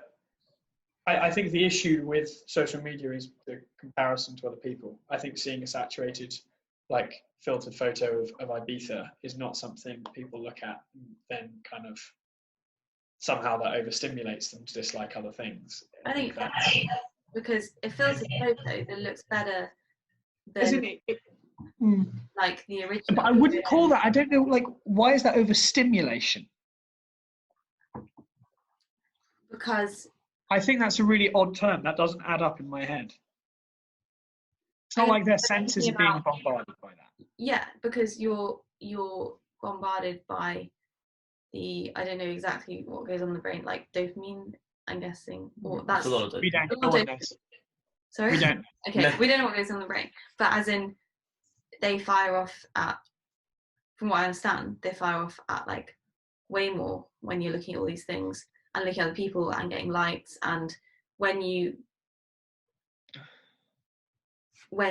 create something that's, I guess, better than reality, potentially, in kind of like having a very edited, filtered photo. Maybe that doesn't. Yeah, to me, that wouldn't be simulation. That would be you comparing the two. That wouldn't be like a kind of deeper physiological response, which would be what I guess a technical term for stimulation would be in my mind. A really good example, I think, of overstimulation, which I know I am get done by all the time, is when I overexpose my eyes to blue light before going to bed. Mm. But that's like a physiological response. That's not like a psychological one. Psychological and physiological, not quite. I mean, sure, there's definitely overlap, and it will affect my psychology through, physiology in my brain. But, that's not one I can kind of fix through. But I think talking about it or reasoning it, it's just that's something that definitely, like, overexposure to blue light before you go to bed, definitely fucks with your sleep. But even overexposure to things like when you're gaming potentially, or and because this is, I think, the problem with some of these things is that when you're doing these things, you're releasing, I believe it's dopamine, but I might be wrong, a chemical in the brain, which you're releasing so much more than you do in, like, when you're doing other stuff in real life. And then when you're experiencing things in real life, which is on average a lot slower release of the chemical, it doesn't stack up. And because you're constantly having this massive high, it's the same as if you take like cocaine every day, or you take, it's the same sort of thing. And then reality is like, well, I'm suddenly not having this unnaturally high level of this chemical in the brain, and it suddenly seems a lot worse. I think that's what you mean by stimulation. Yeah. Definitely. Yeah. But then I'm just wondering, like, that could definitely happen with anything, though, or like with lots of things. Like, you definitely could, but I also not sure it necessarily is endemic to this, stuff with screens. I think, but yeah, no, definitely there is more. There's probably a higher instance of it with screens. If that is the issue, though, I will say I really don't think it affects me now. I think there probably were actually times when I was a kid when I would have chosen to keep playing whatever, Skyrim over going outside. The interesting thing is I really don't regret that. And if I was given my time again, I would definitely still play Skyrim. So, yeah. Yeah, I mean, the other thing is that really that makes me ruzz my head, having been to a slaughterhouse in the last month, or last 2 months, is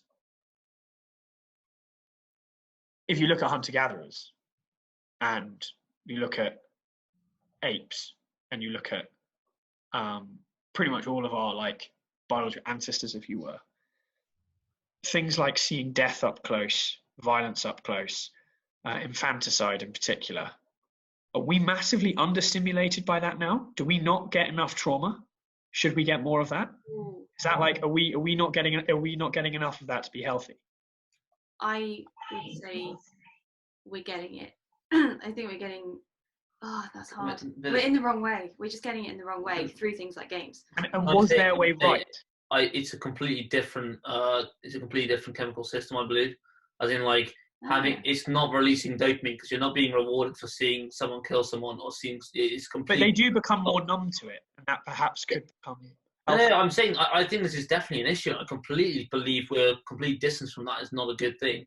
But I'm saying it's a different issue to what we were discussing. But yeah, no, I agree. I think it is But I mean, the other thing in my mind is I'm not necessarily sure. Obviously, I know you guys do believe that, but I don't think that I don't think necessarily going back to having our brains the way they were then is ideal. I think we potentially have improved. Our psychology has improved in certain ways, not always, over the course of our progress, if you want to call it that, as a species, as a civilization. So I actually would say I probably think we don't need all that trauma. I think it might make us better if we don't have that, even if we were exposed to that in the past. Really? Do you think that wouldn't make our brains get more underdeveloped if we had that experience as well? Surely. I think having less trauma might make us more sensitive and more empathetic. Oh no, I think it's the fact our society, I think, deals with trauma in such a bad way, because it's not out in the open and it's not ritualized, it's not in the community, it means that so many people, I think, was trauma always ritualized though, or was it sometimes just horribly brutal? Maybe the wrong word. Accepted and kind of brought forward as a thing, as a part of life, and there was often in other societies ways of dealing with that in community and opening up to that, which I think so many people nowadays, from what I've seen and heard, have that buried deep, and they just don't connect with it. I think like, on the one hand, we're like, I mean, what's the term for like the sort of millennial who's just very snowflake? I was about to say that. Yeah, like that's, yeah, it's a politically charged term, but yeah, like completely a thing. But I think that's almost that does snowflake. The snowflake generation. It's like it's like a term because we're so melt with even the slightest bit of heat, you know. Deal with anything.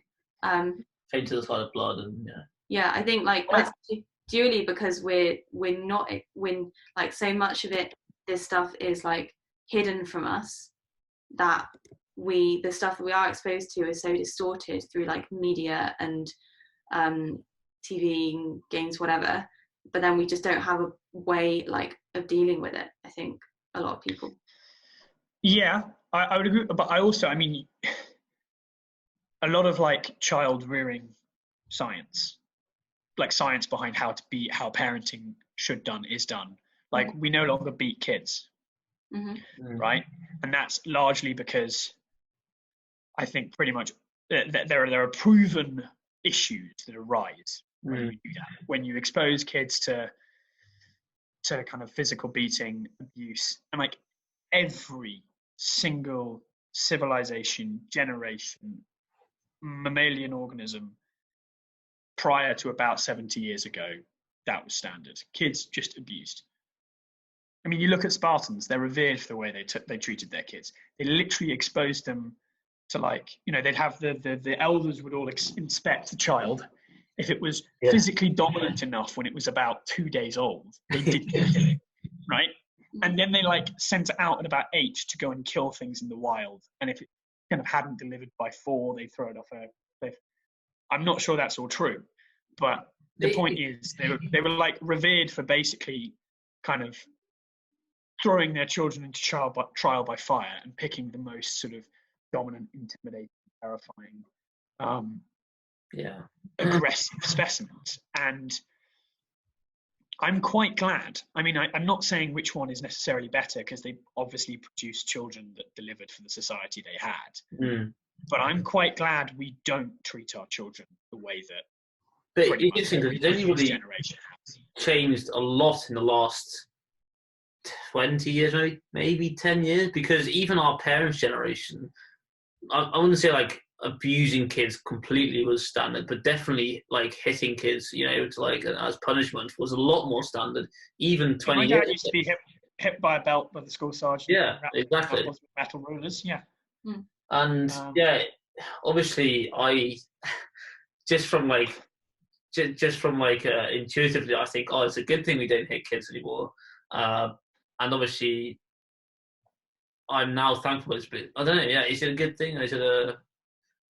I think it is a good thing. I think we're allowed to say that we've made progress in some areres and we haven't in others. But why is it a good thing? I mean, it seems like a stupid question. Like, obviously, because it makes us more, you know, it improves emotional development. Basically, you can massively stunt emotional development by abusing kids when young, and you get higher instances of people without empathy or like guilt. Sorry, I'm just being. Yeah, because they've been, I guess, massively under like a huge amount of stress and trauma. But then I don't know if Rob's still listening or if he's not. But yeah, I mean, like, so I'm thinking, like, when you do it when it's a kid, there's still, I mean, I guess we're kind of developing through our whole lives, but it's interesting talking to people who have been through trauma either as a child or in their adult life and fully dealt with that and integrated it, and they're very thankful for their trauma and it's taught them so much. No, exactly. Not saying that like, again, I think it's a a matter of obviously people shouldn't be under trauma all the time. Yeah.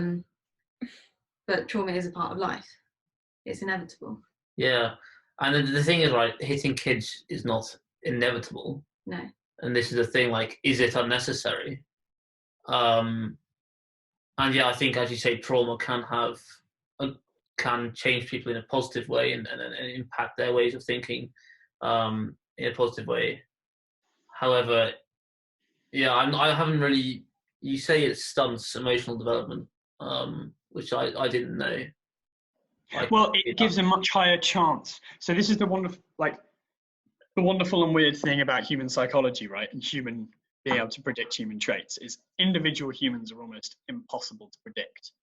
But on a large scale, you take large groups of people and you can predict things almost exactly, right? It's like that kind of depression graph with social media. There will inevitably be people who go on social media 7 hours a day and are happier for it.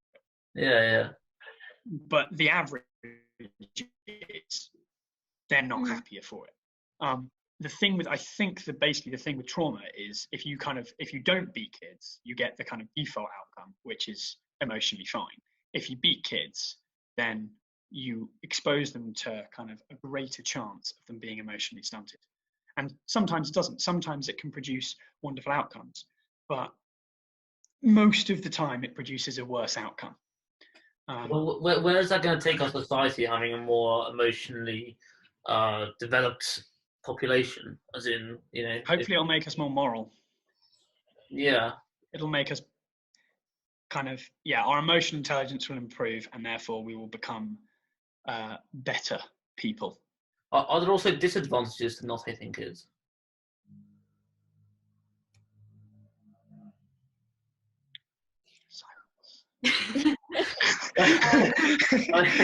What do you think? I guess the parent can't work off a good bit of frustration, back.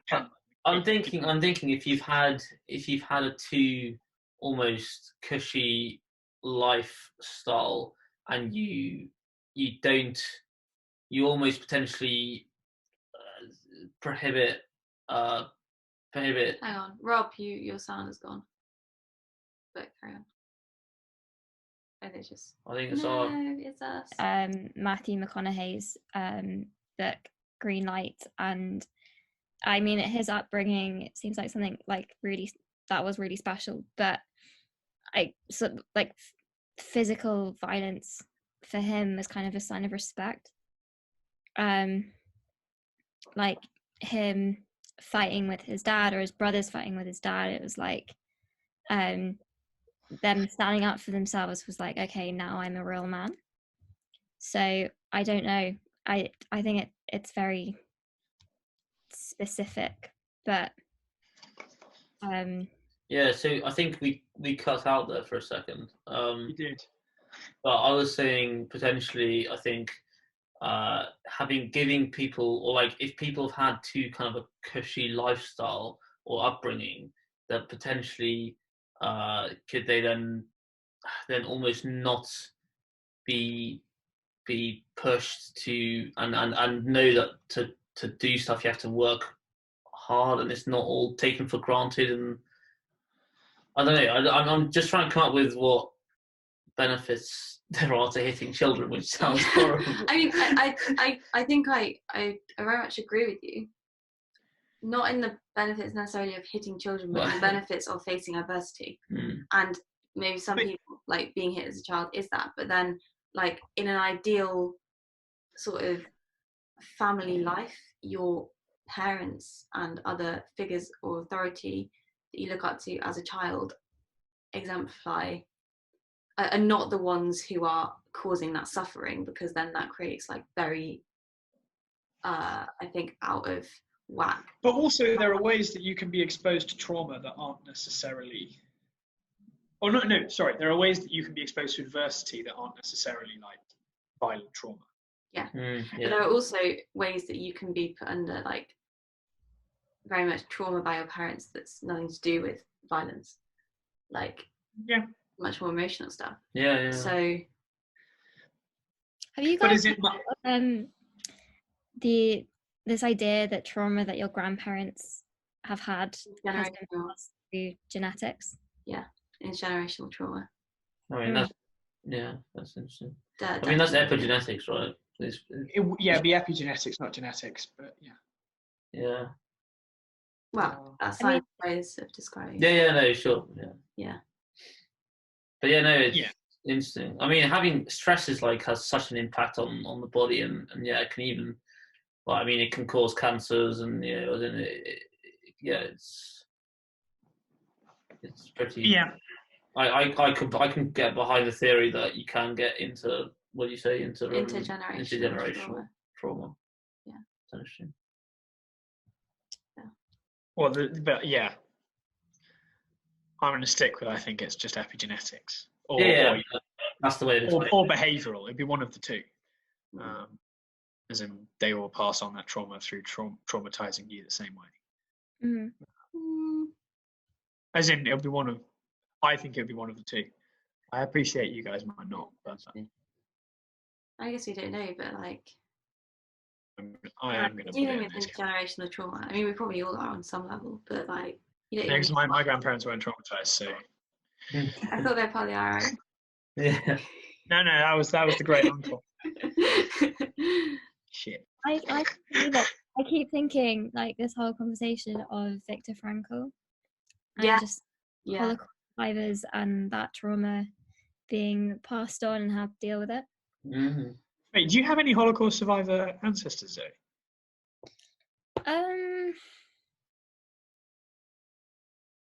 I'm gonna have to come back to you on that one. I don't think so. I can't remember why my grandparents moved here. Maybe. I mean, my grandparents moved. My granddad moved here because he was an Austrian Jew fleeing the war, which we only found out he was Jewish after he died. So I've only known I would have been legally a Jew in Nazi Germany. I only found that out a year ago. But that's where he fled. Their original name was Gelber, and they changed their name to Gilbert in France, and then to Gilbert when they came to England. Oh wow! Yeah, and then my mum's maiden name's Gilbert. So there you go. Interesting facts about Rob. I keep thinking of hoarding, especially this year, as a intergenerational trait that's picked up from our families back in the war. Hoarding, yeah, because it's I mean, I by no means an expert in this topic, but this the idea that the world's slightly more contained, the instinct is to start to hoard. And I don't know, my dad was telling me about a patient I think, who their flat was basically just tins of food. And just picked up from this idea that back when it was World War II, that's what they did. And that's their instinct, is to buy a lot of food, tin food, and just stack it at home. You saw what happened with COVID, right? All the hoarding that went on there as well. But also, I mean, after World War II, they had the Cold War, where everyone thought there was going to be a nuclear apocalypse. Yeah. So, I mean, they might have actually been, they were close to being the clever ones in whenever the Cuban Missile Crisis was. But yeah. No, I think to go back to the original point though, which I think was social media, is it bad for us? And therefore, are there other things, we kind of broadened it out to, are there other things that we potentially do badly? I think social media is definitely something that's come up as a negative of the way we are raising children and kind of our human interactions. But I was basically raising the childhood kind of physical violence thing as something that we probably have improved. And so it's worth testing these things, because while we've been the tester generation for social media, and in its current form, we can comfortably say, I think, has largely been a fail. I think you could probably look at our parents' generation as a tester generation for no long. I mean, there was some, but not in the comparison to what their parents had to face in terms of no physical violence growing up. And I think they definitely felt, and I think they're probably their parents, we generally as a population would agree that that was considered probably a positive. And so I think that it would be worth perhaps looking at ways to tweak rather than get rid of social media, but also like I think we can there are definitely potential positives there, and we can potentially improve from kind of our origins. I don't think just because it was natural doesn't mean that necessarily it's what's naturally best, as it were. But yeah, and also overstimulation. I'm just trying to recap. Just trying to recap what's been said, basically in my head. It's definitely just nonsense. Yeah, that's definitely the best name. Yeah, because it is a mess, but I will say it's not well structured. It's partially comprehensive. Yeah. But yeah,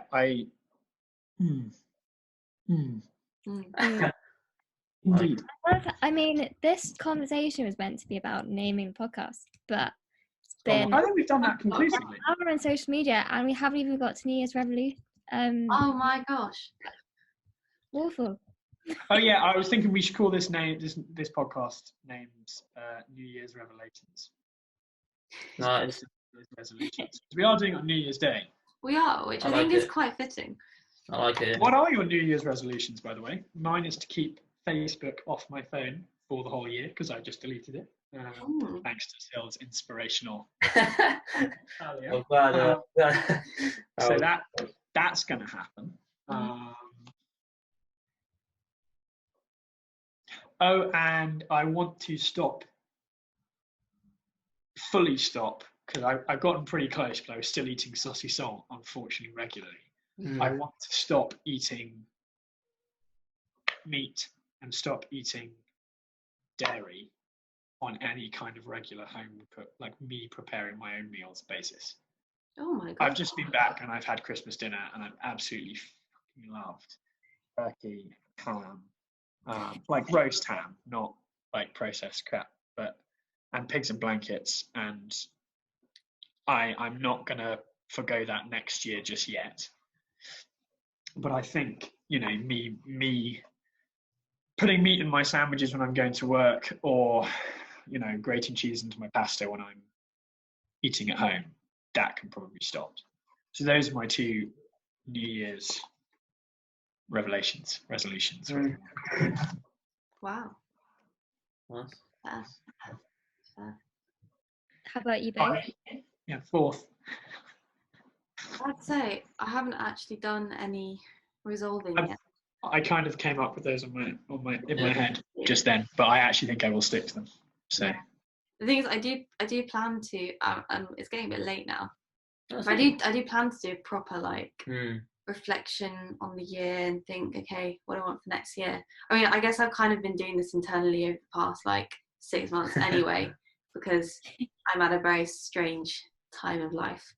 I think although I will say one thing actually, I think my resolutions this year will, maybe this will be a bad way to go about it, because the thing you often hear with resolutions is okay, if you want to do something, say you're going to do it and then make an actionable plan to do it, and don't make it too big so you can actually do it and say you've done it and feel good about that.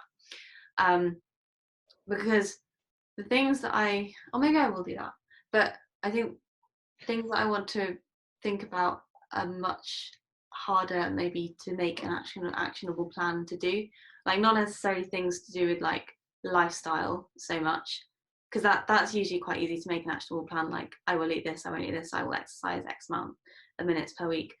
but maybe just more. I mean, maybe there could be some ones about social media that could probably go in there, but more about in terms of really thinking about how I want to be spending my time each day and what things are important to me and how to kind of bring that into fruition as the year. Well, so long as it's not all productive, some of it's wasted well. Oh, so I feel like this will probably come up in another podcast a lot. I've been having a lot of thoughts about productivity as I've been sat at home and feeling the inner kind of drive from conditioned in me from the past, like most of my life, to be productive, and then conversely feeling very unmotivated to do anything. I think maybe is part of like a rebound against that. There's been a lot of thoughts about productivity, and I'm not quite resolved on all of that yet. So maybe that's another one. But basically, I don't want to be thinking about things in terms of productivity, I think. Mm. That was a lovely little spiel there. Thank you. Love to hear it. Strong, yeah. So, Yeah, no, I have. I also will say, I think. what was that? I was just going to say, because you were saying about having an actionable plan. I was saying I slightly have cheated on my ones because I've realised I haven't really used Facebook in about 2 months. So deleting it off my phone was more just kind of upkeep. Because I doubt I will even notice it's gone. But It's still a plan. It's still a thing to do. And the meat thing, I think having come home and had all the Christmas dinners, kind of having had enough saucisson, I've kind of realised actually is going to be. Actually, I don't know. That could be really fucking hard. Yeah. So over to you. Yeah, no, I haven't actually had any. I need to also do a proper period of reflection and see what I want to do moving forwards in the next year. And so yeah, I didn't really have an answer at all, to be honest. Yeah, I haven't made my resolution yet. And there's nothing that like springs to mind that I would want to do. And like, I mean, I've been loving like jumping in the water every day and stuff in the ice cold water. It's been really nice. But like, and I would like say like, oh, you know, I'll make sure to like jump in the water every day. But like, I know that's not going to happen. Like, it's not something I really want to strive towards. Even though I really enjoy it. You do you. Yeah, so I need to have a proper period of reflection, and I might get back to you with the next podcast, see what I've come up with. But I mean, it's a good point as well. Like, why? I'll bring it up after Zoe. Yeah. So Me. I guess the one thing that I want to stick to is becoming a better runner. I'm going to run a marathon this year. Wow. I also want to learn a skill, which is going to be clay. Clay folding or clay farting or clay farting. Yeah. No, like, on the wheel. Get the clay wheel going properly. That's my skill, but mostly just I don't know, just it's a year away from the scheduled life, so by this time next year have a better idea of where I'm going, I guess. Also eat a lot more green things. My plate's been very yellow recently. But as we all know, beige is the best food. Yeah, I was going to say, you want your beige index to be good, like 95%. I want to lower that like solid 55%. That's awful. You did have a kale salad. You ate your brother's kale tonight, so you started. If you're having like a good green sandwich, what you really want is lots of beige sourdough, lots of enormously beige hummus covering all the green, and therefore your meal is just actually beige. That's all I like colour in my meals, actually. Yeah. Yeah, you want brown is the right colour. Goes in brown, comes out brown, everyone's happy. Love the I've also been thinking about for Jews they have the Sabbath. So like a 25-hour period of no technology, no work items. That maybe, even though I don't like think about that usually, is making a period of time every week, like a scheduled period of time where I'm going to abide by that. How long is enough though? Like, how long is that you're actually detoxing and not just having a big binge beforehand and a big binge afterwards? Because that's what's always the issue with things like dieting. Is people will diet for 2 months, lose a little bit of weight, eat enormously the moment they've dieted, or have loads of sugar, like at the end of Lent. And then you realise, oh, you've eaten more than you would have done, like eating very little over the whole course. So I think if you're going to do that, for me, if I did that, it would have to be almost like a week long, because if I did it for a day, I'd just absolutely social media it up for like 2 hours and then go back on and I just go through everything at the end. I like re-catch up. So it'd have to be long enough that the catching up is so long I just don't bother. I don't know. I don't know. I think I need like a transition. I mean, when I was studying for my exams and stuff, I used to take Friday afternoon off. So I don't know. I think I might make it like an afternoon once a week. Did you ever have a Friday and afternoon exam? Because that would be real bad. No, it would be like no, I never did. But it was more during the revision weeks. So it would be from like maybe like 4 p.m. I don't know. I think I couldn't do it for a week. Like I think I'd want to start small to make it more of a habit. I think making it more of a habit is more of my goal than a week. Yeah, I don't know. Just something I've been thinking about. Yeah, I think with all these things like dieting or spending less time on social media, it's about changing your mindset towards it, and maybe like taking a day off can help you realize, or maybe it's a day or a week, but like that's not going to work if the whole time you're just kind of like, I want to be on it. But if that can make you realize actually what it is that you value in it and what it gives to you and what value you get from not going on it, then that can help to kind of kick those habits into action. Like, yeah, I very much think with like all these kind of lifestyle changes, it has to come from a place of like actively wanting and knowing and feeling what's good for you, as opposed to like kind of habit, like a place of like I'm jumbling my words. I think you know what I mean. Rather than forcing yourself to do something, basically, is what I'm saying. I know. I mean, yeah. I'm not saying you shouldn't. I think it's great. I think it's great. Like, I don't know, a couple of years ago, tried to go vegetarian, didn't work because I wasn't really in it. Yeah. But I mean, like, past 2 years, that's changed.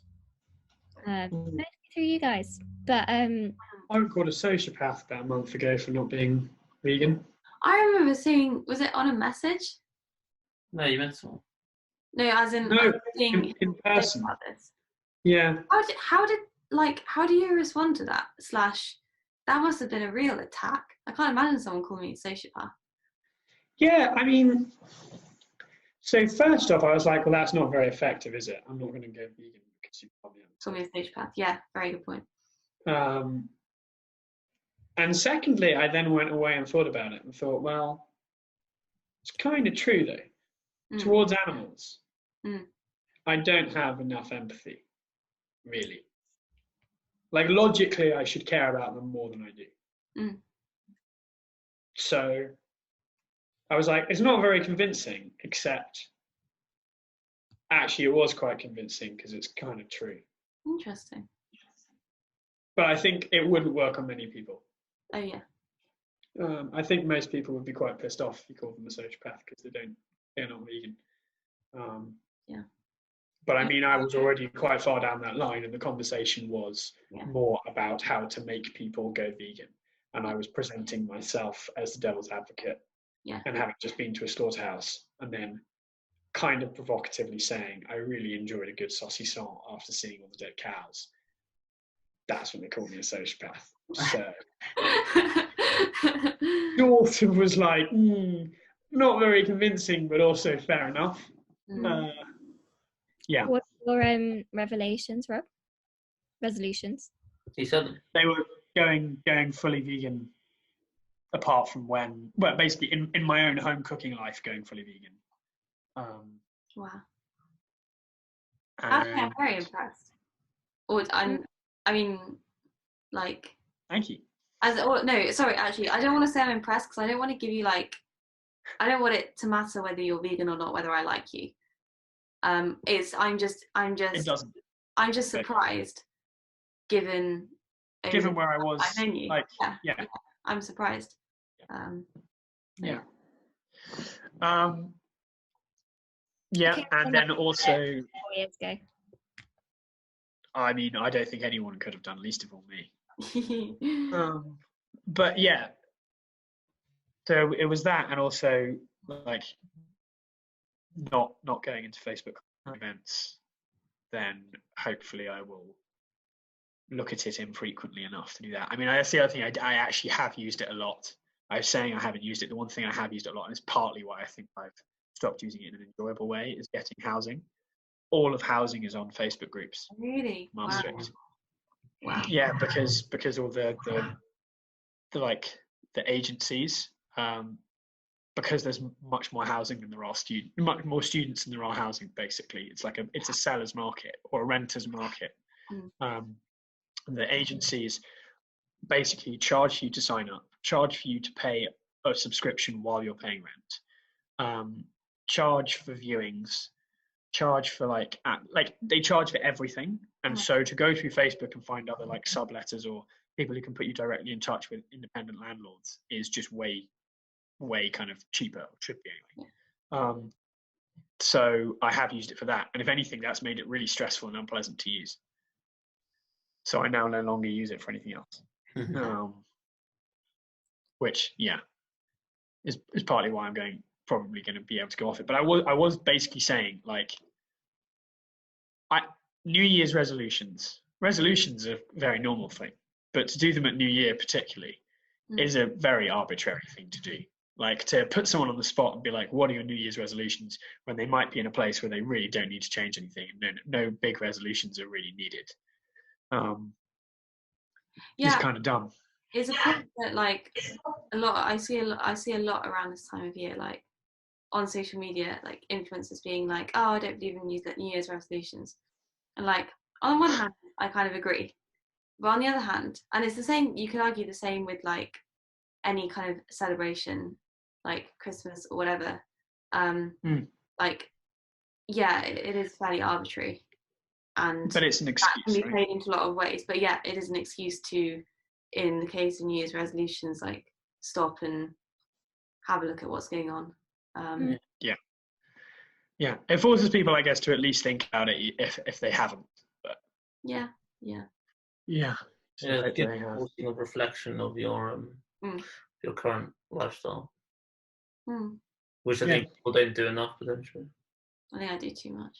You do the opposite. It's you definitely do too much. Do you think you do it too much? Yeah, I definitely think. I think I can quite easily get into kind of just thinking about things too much, when really what you need to do is just go out and do things, and you learn through doing, and that thinking kind of happens often through doing things and seeing other things. And yeah, I think I can quite easily get myself in a kind of mind trap. Yeah, fair enough. I know. It's all part of it. Part of it. Yeah.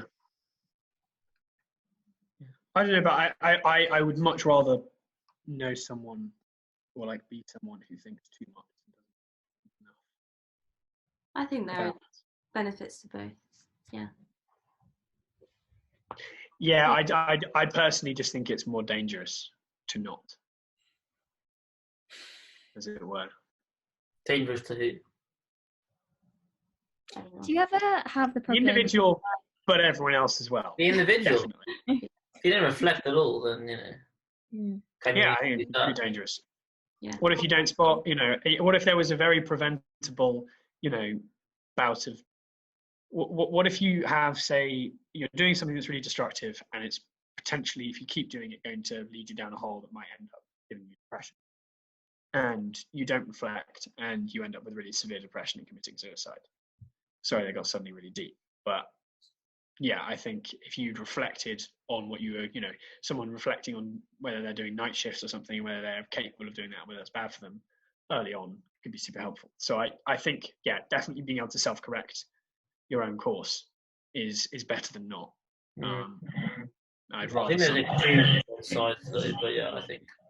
Yeah, I think it's just probably easier to be on. I definitely see way more cases of people on the extreme of not doing it enough than maybe one case of someone who doesn't do much, which I just found about through like 2 minutes ago. What were you going to say, Zoe? I don't know. I have a problem where I don't think about a lot of things, and then suddenly you start thinking about things, and then it just spirals. Like, you often can't have one or the other. Yeah. Just, I definitely get what you mean, because like I think once you start to identify what you think about the way things are, you realise how everything else plays into it, and you're like, we're fucked. Not always, but or just you prefer not thinking about it. Yeah, completely. Because I mean, I know a lot of great thinkers were also quite mentally. I know there's a lot of depression in. Yeah, there's also loads of them that weren't. Yeah, true. But I think there's perils to thinking too much as well. Definitely. Yeah. But I sort of feel like, I don't know, for me at least, if you just kind of think, well, what's good enough? At least what's better? What's better or what's good enough? You don't have to get to being perfect. Smiling, biting your lip. I definitely struggle with. Is it even possible to be perfect? No. Well, I mean, still. But...